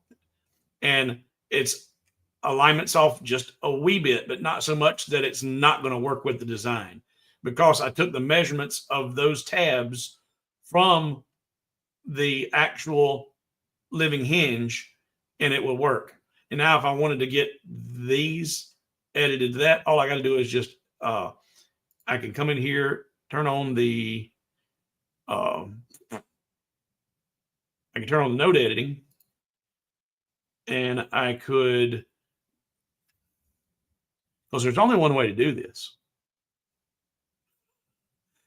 You could take and say B for break that apart, come over here, B for break that apart. And now if you go to your selector tool and you select just that piece up there, you've got that outer perimeter, and hit the delete button. That's gone. And now if you go into the node editing again, you've got just that bottom part of her base there. When you select that, it's going to put the nodes on the outer perimeter where you just broke it. And I want to extend that node up to here. All I got to do is hover over that. And if you aren't familiar with these shortcuts, if you hover over that and wait, it'll tell you all the tools that it can do. E is for extend. So if I hover over that and hit the letter E, it'll extend that line straight up to there. Come over here, E for extend. And now it just goes to the next line there. And now that gives me my intersection point. And I could then use, oops, I didn't mean to move it, undo. I could then use my selector tool, select that one, go into the node editing for the toolpath, insert a node right there, and B for break. Come over here, insert a node for the letter I, B for break. Then use my selector tool to select that bottom half of that, delete it, put that on the cut path, go back into node editing, and that's joined up. And that one's joined up. So that quick. Now if I take and actually, and here's another thing. Because those two images one's got those inner slots, which are going to be recognized as tabs, and the outer ones are slots. Lightburn will not recognize any grouped shapes, so you got to make sure these are still ungrouped.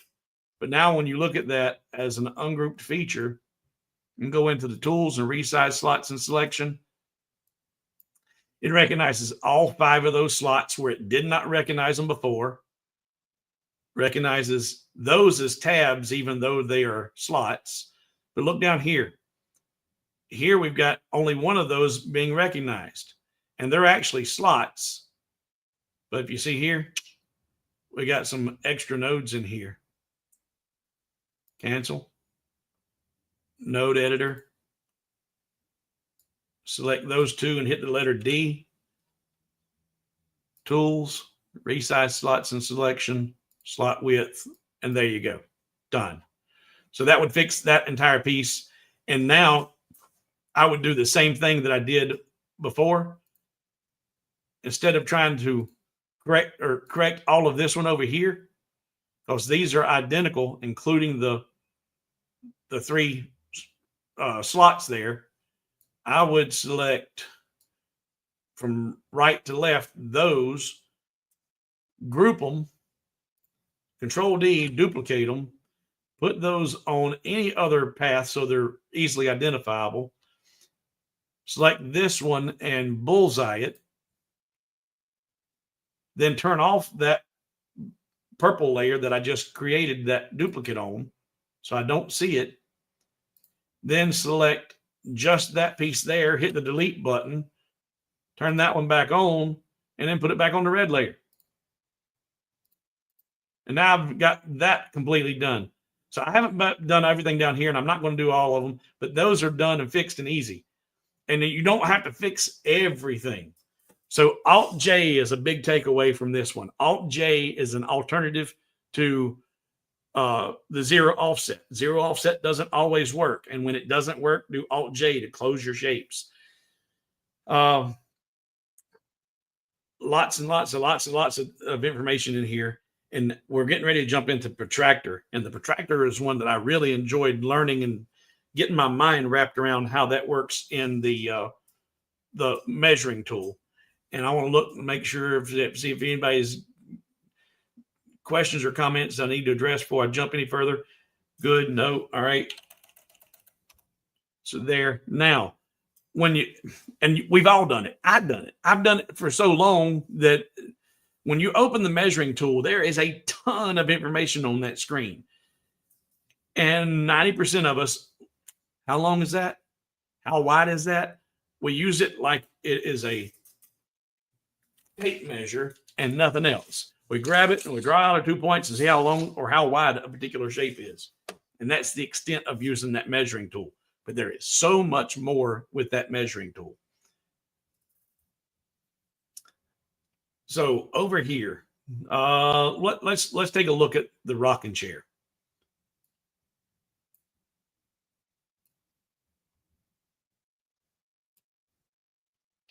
All right, this rocking chair has got a ton of stuff about it that Lightburn doesn't like. We've got the radiuses, and it's not going to recognize any of those as far as slots or tabs. But then whenever you go to try to redesign this, you don't want to mess up your placement or your angles. And you could do this by, okay, if you figure out, let's pull up the measuring tool. How tall is this one?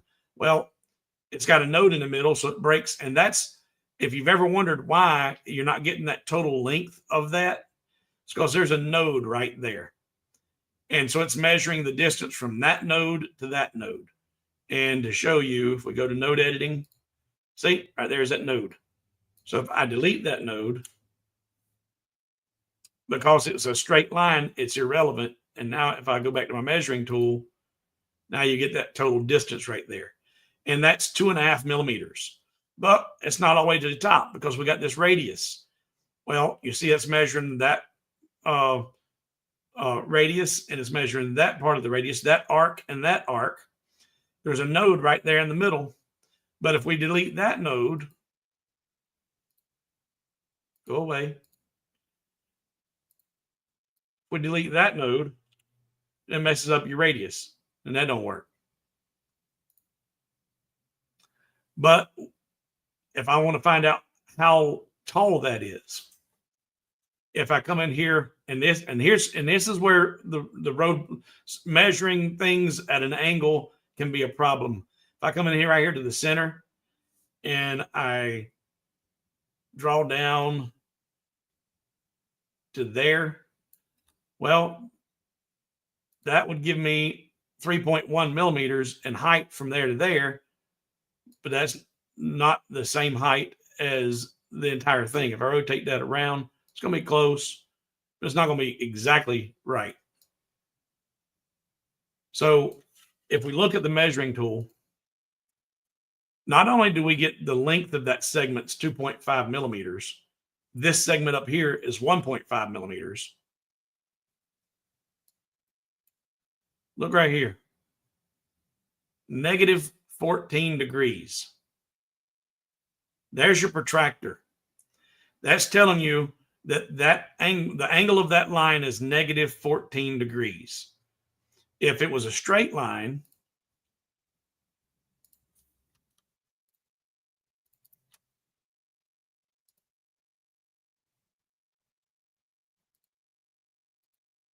and I look at that, it's telling me it's a 0 degree angle. Now, here's where it can get a little bit confusing, and it took me a little bit to get my mind wrapped around it. But when you draw something in Lightburn, be it a line or a closed shape, you have a beginning and an ending. You have a start point and an end point. And that shows you that here in this measuring tool as well. So if we get up here, here's our start point, and it's giving you the X and Y coordinates for that particular start point. And then there's the end point. Now, I never did understand what the difference is between these. I do, and I do understand it, and I don't understand the value of it.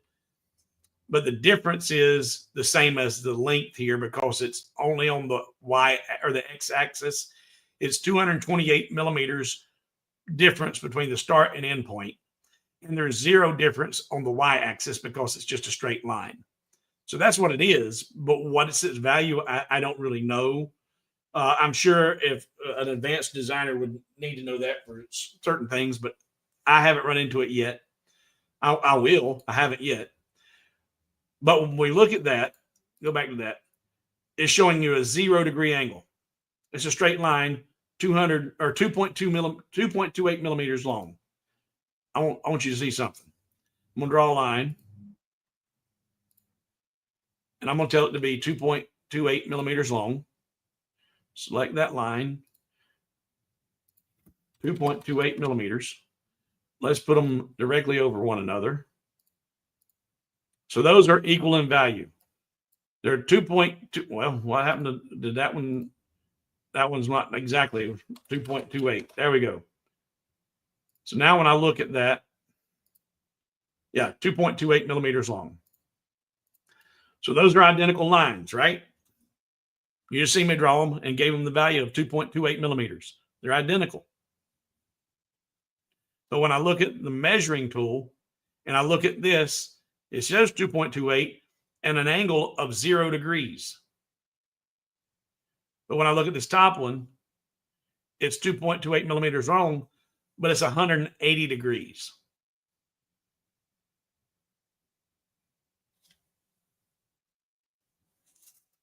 One's 0 degrees and one's 180. And I see a question mark here. If you select the line and the curve and measure it, does Lightburn give you the total length as well as the we're going to look at the arcs and the curves here in a second and see what all it gives us. But first, I want you to understand, why does it give you 0 and why does it give you 180 on two identical lines? They're not identical. You just see me draw them and gave it the exact specifications of being 2.28 millimeters, but they're not identical. The difference is this. And this is crucial to help understand how that tool works. If I highlight both of those and I go to node editing, you can see you get two nodes. But if we look here real close, that one is a green node with a black outline around it. This one is a green node, no black outline. This one is a green node with a black outline. This one is not. The difference in them is the start and end point. The start node has got the black circle or the black perimeter around that node. That's the start point of that line or that image, that design. The end point, if it's an open shape, you'll have a green node with a black outline and then a green node. If it's a closed shape, you'll have one node, origin node. And it starts and ends at the same point. Hence, it's a closed shape. Well, on an open shape, or depending on how a closed shape was designed, and let's take a look at that real quick. If you get a rectangle, and I'm going to draw out a rectangle, and I'm going to tell it to be 1 inch, or we'll say 25 millimeters, 25 millimeters. And I'm going to draw out a rectangle. And I'm going to tell it to be 25 millimeters. So there are two identical 25 millimeter. Put them on the same. There we go. So 25 millimeters in height. They're identical. And when you're working with primitive shapes in Lightburn, if you draw out a square or draw out a circle, you're not going to see any of your nodes until you convert them to a path. So I've got those selected. I'm going to right click, convert it to a path, and go to node editing. Now, if I go, before I do that, let's look at the measuring tools. There, it's 25 millimeters. That angle of that top line is 0 degrees. Over here, -90. This one is 0 degrees. That one's -90. Okay, so those are identical. But we look at our start and end points. This one, a start point of 1206. That one's got a start point of 1243. Because I drew it from the right to the left versus the left from the right. It gave it two different start points. And if I go to node editing, you can see they're in the same place because they start and end in the same place. But when this one starts, it goes out and up and around, I guess, counterclockwise. This one goes clockwise because they were drawn differently. And this is a deep dive into this, and I'm explaining it to you the way I understand it. I didn't write the software. I don't 100% grasp everything. And if I tell you anything that's incorrect, it's not on purpose. I'm telling you the way my mind works to make this tool work. If you select the line, we did that. We talked about that. Okay.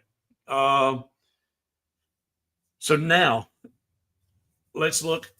In fact, let's when you I'm going to be using the rotate tool that's up in the top of the toolbar here in just a second. And knowing which way it needs to rotate is dependent on whether you have a negative value or a positive value as to which way you want to rotate. And what determines that? Well, if I have a circle and I'm going to put a straight line up here,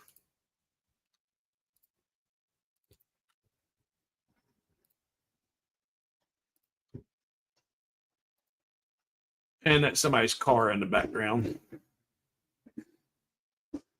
Let's group that. All right, now I've got that, and I want to come up here, and this is your rotate tool. And if I want to rotate it 45 degrees, hit enter, then this line rotate 45 degrees that way. But I want you to notice a couple of things. when you're using the rotate tool, your anchor points are crucial. When I rotated that, it didn't just rotate, it rotated and jumped way down out of the frame where I had it. So I go back, undo, and I'm going to zoom in good and tight to where you can see the 6 squares around that. And I'm going to tell it to rotate again so you can see that jump again, 45 degrees. See it jump down here below the screen. Undo that, and I change my anchor point back to the center, and I tell it to rotate 45 degrees. It stays in position and just rotates 45 degrees to put that at 2 o'clock.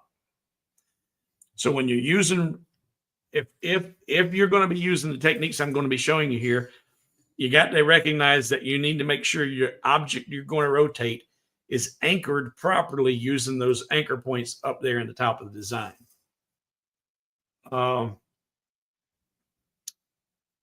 And it is to do with the direction of the laser travel. Yes. You're starting an endpoint. Yes. More often used in CNC design when creating tool paths.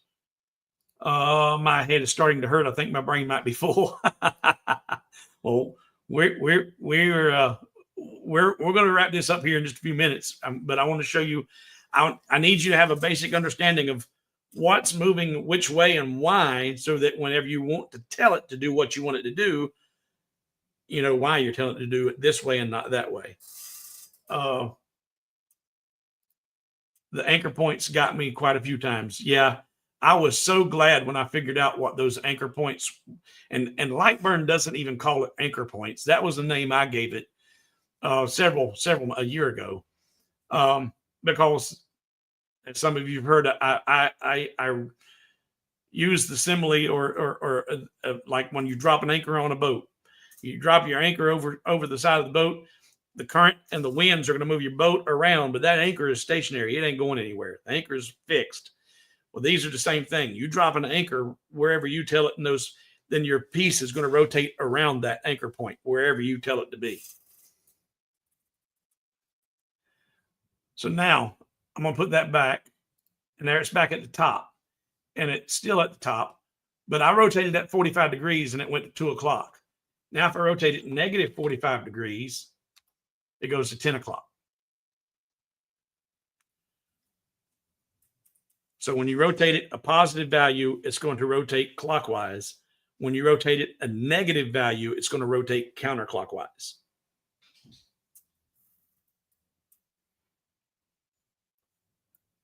So now we've got a pretty good handle on that. If we come back over here, we can get rid of these 2 lines, and we get the measuring tool, and we look at this line right here, and it's showing it's negative 14 degrees. Now, to me, when I look at this, it's running downhill. And if this node was the start node and this was the end node, then it rotated clockwise 14 degrees and would be it would be a positive 14 degrees. But because this origin point of this design was done from a different direction, then this is the value. And so it's recognizing it as a negative. But regardless, whenever I want to draw out a rectangle, and I want that rectangle to line up with that point, and I need this point of that to be up here, so that I want everything. There are so many ways. Used to, what I would do was I'd grab this fact. We should get that out of here, because as I've said many times, there's only one way to do things in Lightburn. Let's group that together. You've seen me do this. A lot of you have. I'll bring that down here and put that right on that corner, and then use Ctrl 2. Select that and say Ctrl 2. Set an anchor point, drop an anchor right there on that piece. Come down here to this piece, grab that and rotate it up to there, and that's done. Now that's going to be on a perfect horizontal plane right there. And then I could, create the tab that I needed to weld that in, and everything's going to line up perfectly. And that would work. But this one has got a bunch of different angles on it. And if that was the only time I needed to do it, and you've got a really good trackball mouse, then using the Ctrl 2 is really, really easy. When you're not working with a trackball mouse, you're using either the touchpad or then Ctrl 2 can be a little bit sensitive to use. But here we've got a bunch of different angles. We got to move this whole rocking chair around to get those lined up. By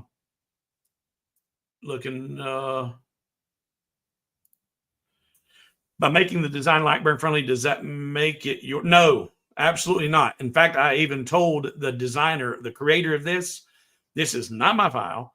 I will never sell this, and I'll never duplicate it. I'm not emulating it in any way, and I'll never share it with anybody because it's not mine. I didn't purchase this file.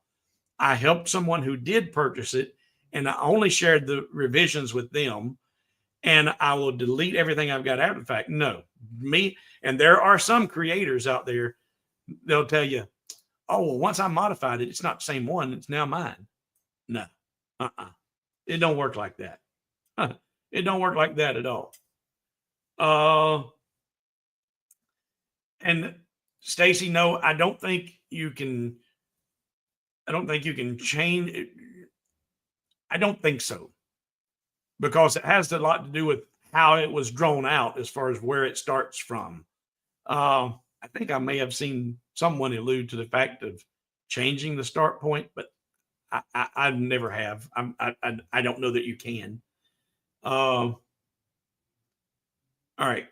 And I see your question about the new Roly, but we're going to stick to questions right now about this design, or else we're never going to get through it because I got enough squirrels of my own. All right. So let's put this back to where she was. And if I measure this one, and I want to know what this tab size needs to be, well, if I'm not 100% sure, I know that needs to fit in a particular hole, and it's got to fit in, see, that's got to go over here. Let's see. No, in these holes. These are going to sit in the base of this. And if I look at that, it tells me she's got it at 3 millimeters with a 3 millimeter material, and it's 2.5 millimeters wide. Thank you, Jack. Thank you, Jack. So if I come over here and I draw out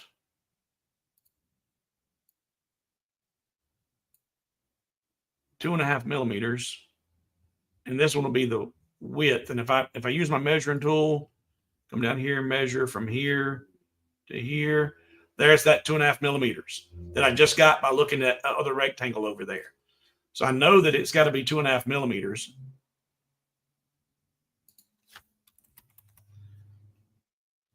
But I'm unsure about the width.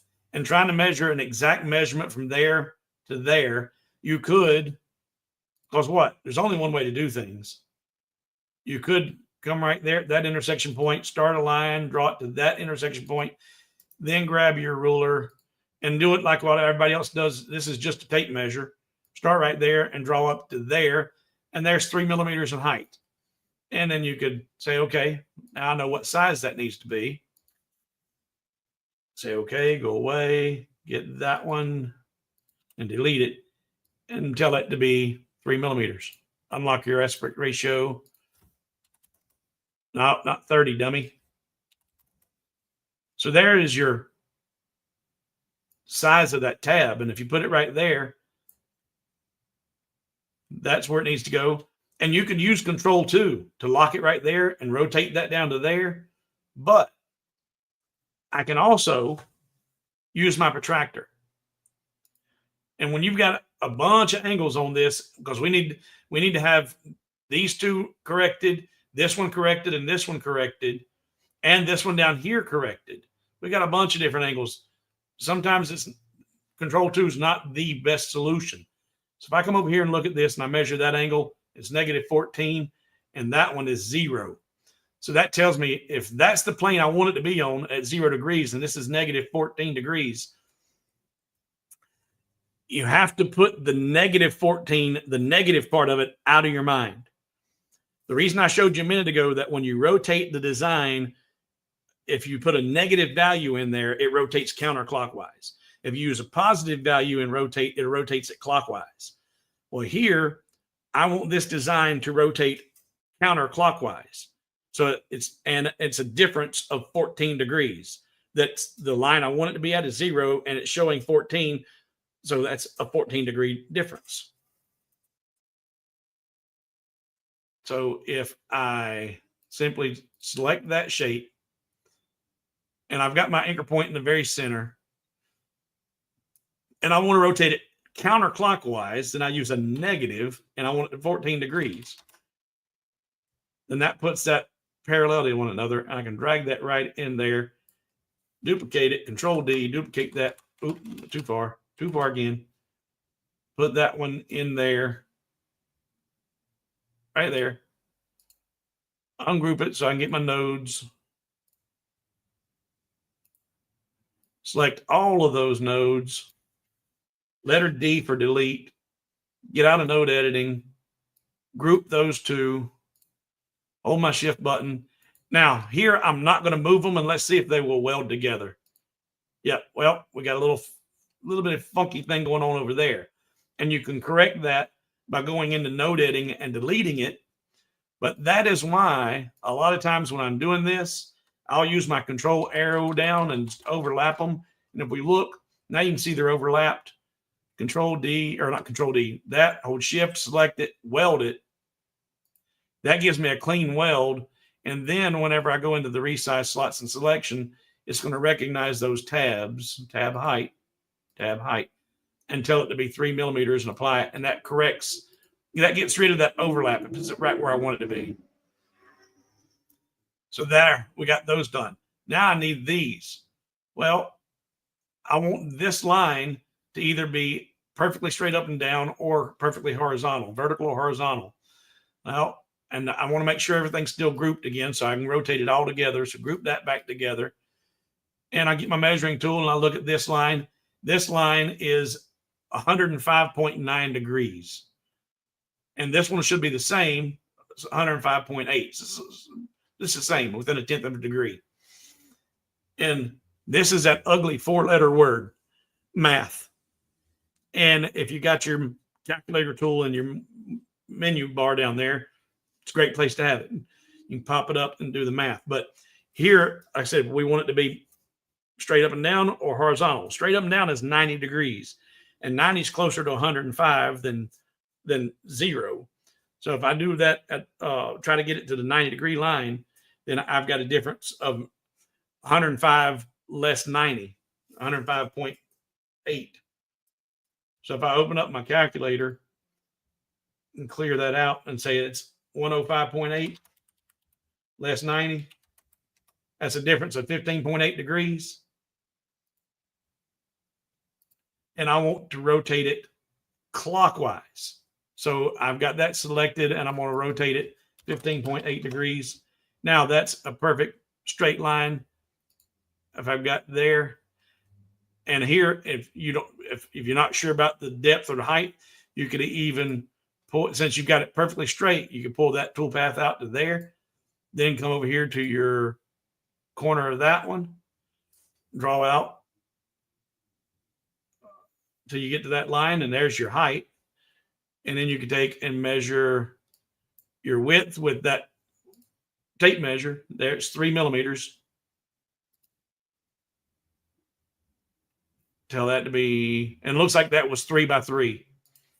So 3 by 3. That's a perfect square. Put that right there in that corner.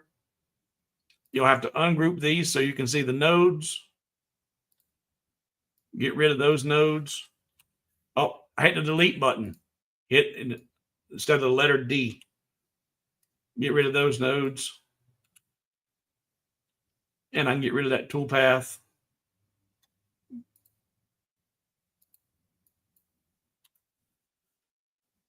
I'm going to duplicate this.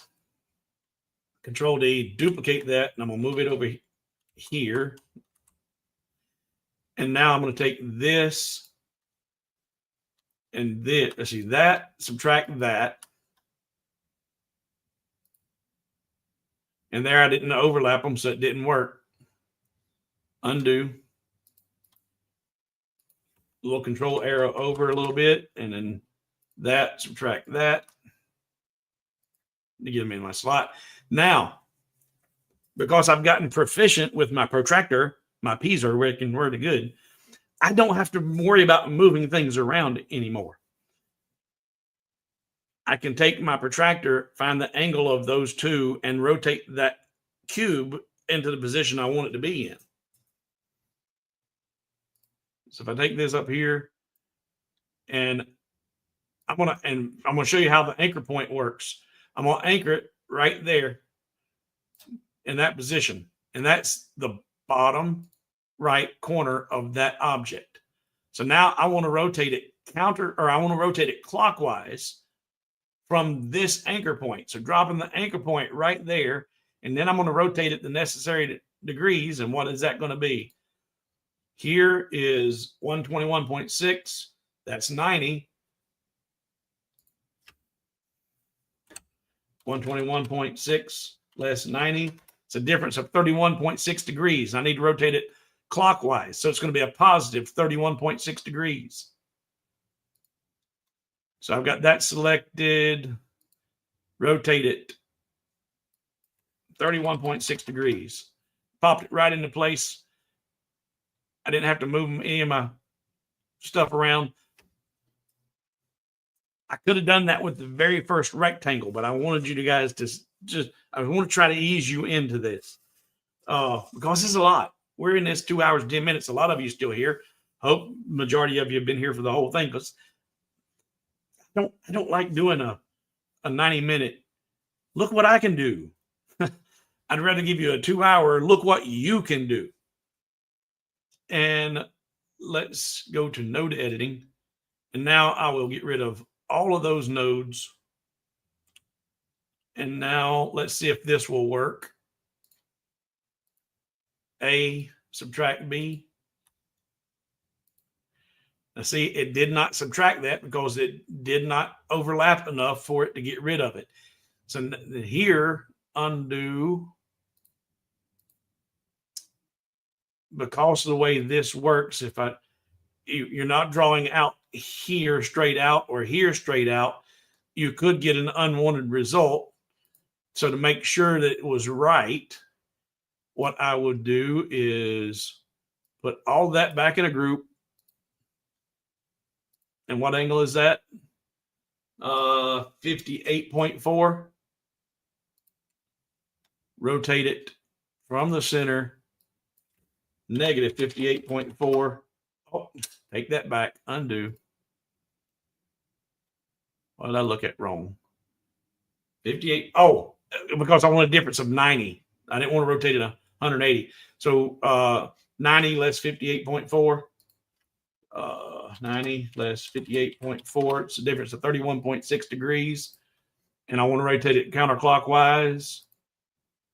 So negative 31.6. That puts that perfectly parallel or perpendicular or whatever it is. Ungroup that and give it a little bit of overlap.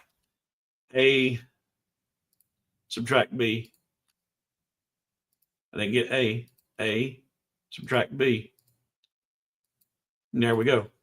And now that those are corners and no radius, it's going to recognize that in the resize slots and shape. Oh, let's see here. Looking for, again, I did say thank you, Jack. Thank you very much. It's greatly appreciated. And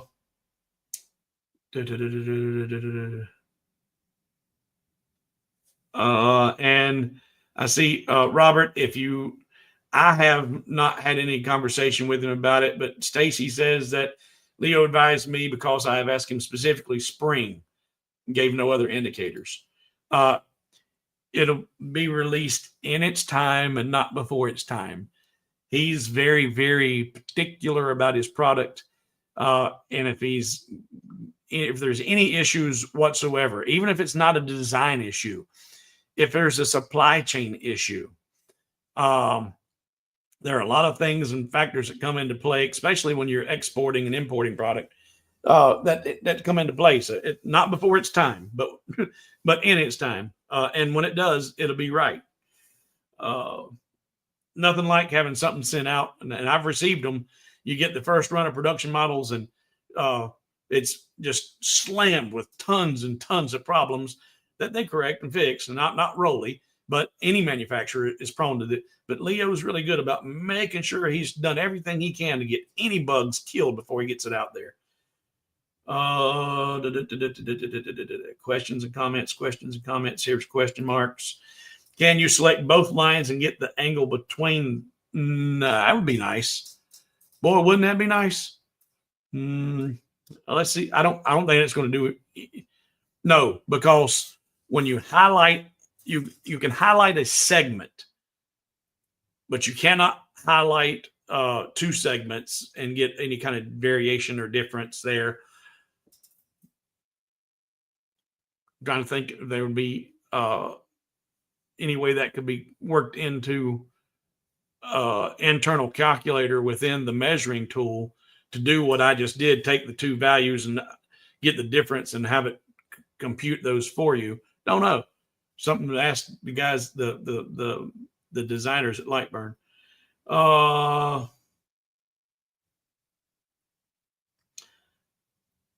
Okay, so put a mark in here. Mark. Done. Now, I'm only going to show you this last one because it's in an arc. And how do you account for the arc when you got a tab on it? And I'll show you what I do. Why does the way I'm showing you the way I do it? Because there's probably another way to do it, because there's only one way to do it. So if we come back over here to this one, and I use the measuring tool, and I get that it's 25.7 degrees on that flat line right there. And it's positive. And I want to rotate it clockwise, 25.7 degrees. So I'm select that whole thing, 25.7. So that gives me a flat line right there on the bottom of that. But when I look at that shape in the resize slots and selection tool, or like not even there, let's look at that shape in node editor. You can see that those are not on the same plane. So if I bring one of the to that corner right there, see how much higher that corner is than that corner. So that would be a problem within Lightburn and recognizing it as a slot or a tab. But it's easily corrected. The first thing we got to do is get rid of those radiuses. And since there's only one on this now that's left to do, what I would do, instead of worrying about drawing out a rectangle and then welding it in, I would, not a line, stupid, get a square, a rectangle tool, start right there at the bottom and draw up here to that right there. Now I know that's how high it needs to be. How wide does it need to be? I'm going to go look at where that snaps in, and that snaps in over here. And I look at the length of this. That's going to be 2.5 because that's the thickness of the material, but that is 5 millimeters. So this over here needs to be 5 millimeters wide. So I can say, okay. Now I anchored that to there. So I'm going to change my anchor point to here and tell the width to be 5 millimeters. And that stretches it from that corner out to there and gives me a 5 millimeter tab. Now I'm going to take this. I'm going to go into node editing. I'm going to get rid of all of those, leaving one, and drag that down to that corner. Come over here, get rid of all of those, leaving one, and drag that down to this corner. And then I'm going to come up here and I'm going to insert, use the letter I and insert a node right there. And by putting that node parallel to those, all those are now perfectly parallel to one another. When you go into the tools and resize slots and selection, I can get rid of that. I don't need it. Go into tools, resize slots and selection, tab height. It recognizes that as a tab from that corner point. That's going to be sticking up a little bit, and that's fine because that's where her radius comes into play there.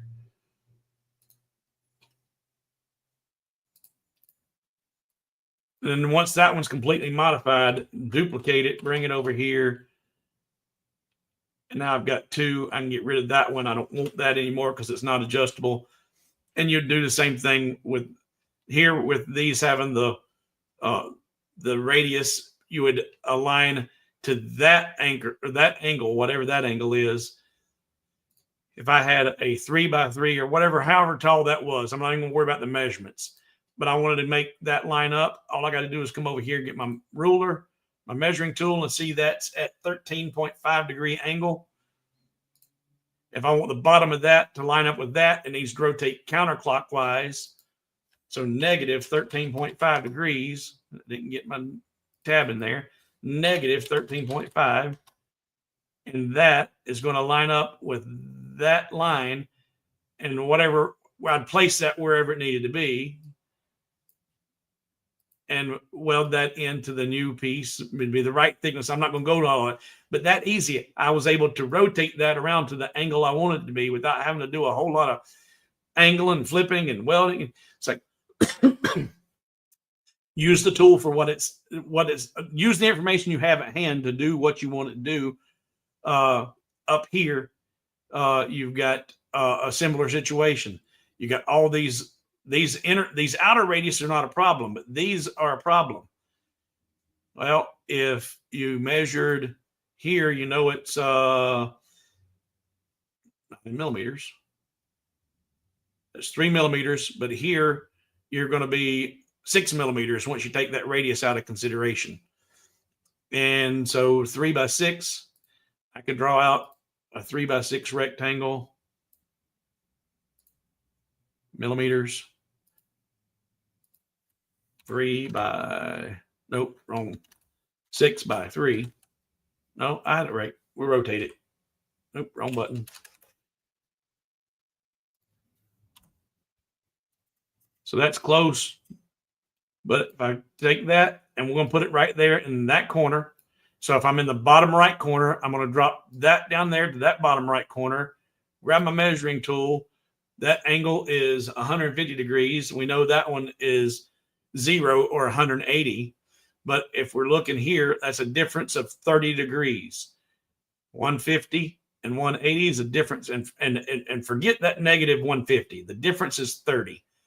And I want to rotate it counterclockwise. So a difference of 30. I've got that. I'm going to rotate it counterclockwise by putting a negative value in there, 30 degrees. My anchor point's at that bottom right, and hit enter. And that rotates it right down into that pocket. Done. Ain't that so cool? And then if I say, okay, well, that's not going to be tall enough. Well, what is the angle of that? It's 30 degrees. You can select that whole thing. And now I want to rotate it clockwise 30 degrees. That puts that straight up and down. Now I can take that. And because I had my anchor point at the bottom, it's why it jumped up there. I could draw that up there really, really high. Doesn't matter how high I drew it. Select the original piece, go into node editing, and get rid of all of those nodes right there with the letter D, and actually those two. And then you could take an A, subtract B. And now you got your nodes. Easy peasy. This really is not rocket science, guys. It really isn't. But we're 2.5 hours in. I'm going to get this boxed up and ready to go to Richard and get it out Monday. I thank each and every one of you for hanging around. And let me look and see if there's any questions that's come up here. That looks like the top of the back of the chair. Are you sure you want to change the tab? There you wouldn't. I was just showing you how the tool works. But there you wouldn't be changing it. All right. Any questions about anything we talked about today that I haven't covered? Because I don't have to run. I can answer any questions you got. But we want to wrap this up because I don't want to be forever known as the guy who's forever long in the tooth. But I hope that you guys really gleaned a lot of information. You've learned a lot today. You've actually got to see the Roly engrave in real time a beautiful piece of crystal with an excellent result. And I didn't have to do any spraying. I didn't have to do any major cleanup. Just the prep work was this: rub it on my shirt, put a piece of tape on it, and put it under the laser. Clean it up, spritz it with a little bit of alcohol or LA Awesome, get the adhesive off of it. It's done. You're not going to do anything that quick. Or I haven't seen any other preparation method that was that fast that gave as good a result.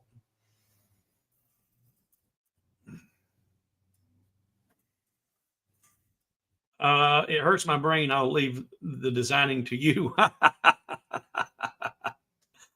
All right.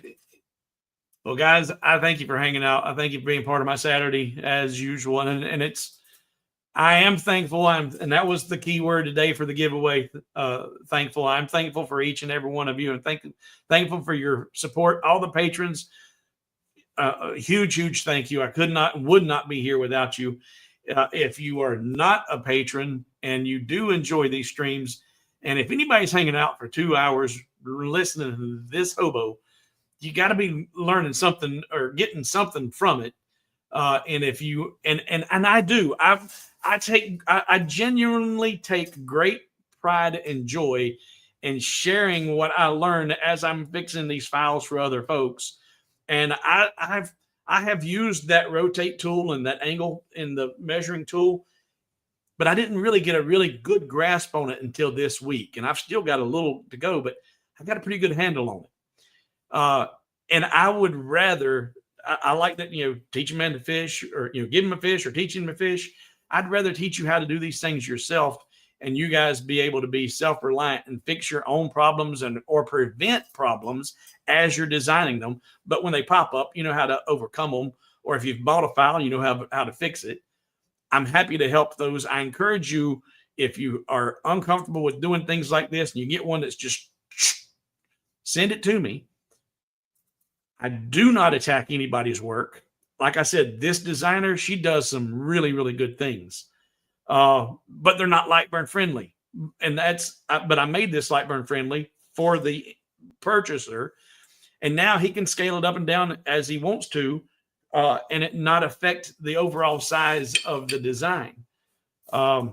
If you find yourself in a situation, email me the file. I'll take a look at it. We'll figure it out, and then I will get it corrected. The end user for this file did not have time to sit down in a one-on-one of me, show him all of this. So he's watching it in the live with you guys and seeing what all had to be done to fix this. I didn't charge him a penny. I didn't ask for any pennies. I was happy to do it because when I see these problems, like I said, this is the first time I ever seen this where all of those were open shapes and a zero offset did not work. Almost always a zero offset has always fixed my problems before. But not this time. I needed an Alt-J. And instead of selecting two pieces and doing an Alt-J and making that align, select that one and make that align, select the entire process, the entire image, and Alt-J, and it joined up every single of them, and like that. Quick, easy peasy. And then recognizing the angles, the protractor, when you use the rotate function, if you use a negative value, it rotates it counterclockwise. If you use a positive, it will rotate it clockwise. Recognizing, okay, the difference between and when you use the measuring tool, if it gives you a negative 90 and this one's a positive 18, don't worry about the negatives and positive. Just get the difference between the two. And then which way do you need to rotate it? And use that negative then in the rotate tool. A lot of stuff in this stream. If you do find these informative and you're not a patron, please consider becoming a patron. There are lots of advantages to being a patron. There it is. Patreon.com/hobowithwood. Gold members get all of my designs that are on the hobowithwood.com file or website for free. Silver gets 80% off. Bronze gets 60% off. And there may be a day, there may be a time that it comes that I've got 50 some thousand subscribers and I'm getting inundated with emails and I can't address everybody, that I end up having to say, okay, well, my time is dedicated only to patrons who call or schedule a time and they get my time for free. I don't do that. Patron or not, I'll help anybody with a problem or design, because I learn. And as I learn, I teach. So thank you all. Thank you all for your support. Questions marks. There was a giveaway. You were late. You were late. Na na na na na na. Yes, but the only reason there was a giveaway in the beginning of the stream is I gave this away, and I wanted the person who received it to have some input on what the design was. So right out of the gate, once did our cordials and hays and hellos, we did a drawing for this, and this is going to be going to Richard. So yes, Desert, because of the way I needed the flow to work, I didn't do it at the end of the stream, did it at the beginning. And you never know when that might happen again. So when possible, you want to be here at the beginning to make sure you don't miss out on something. Question for next week. How do you remove a background from an image when trace results in sloppy SVG? Background in Amazing Grace sheet music from your file. How do you remove a background from an image? I'll have to look and see what you're talking about. We might get together in a stream, and because I think I know what you're talking about, but I ain't 100% sure what your exact question is. Email me when it's convenient for you. I know you're in Australia. You keep odd hours, I keep odd hours, and we'll get together and chat, and then I better understand what you're trying to grasp. And maybe you already know, and you just think it's a good topic. But I'm not fully grasping what your question or exactly is. The Alt-J solution thing is similar to issues in CAD design sometimes. So I spotted that right off. I was proud of myself.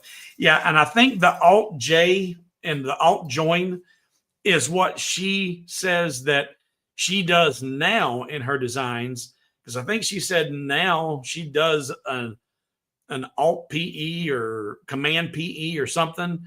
And in AutoCAD, that might be to join lines, because she said in her message that her newer designs do not have this issue.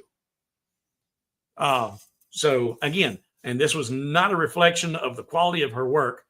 This was just, and it's something that maybe it's an older design that she now recognizes is a hurdle, and she eliminates that.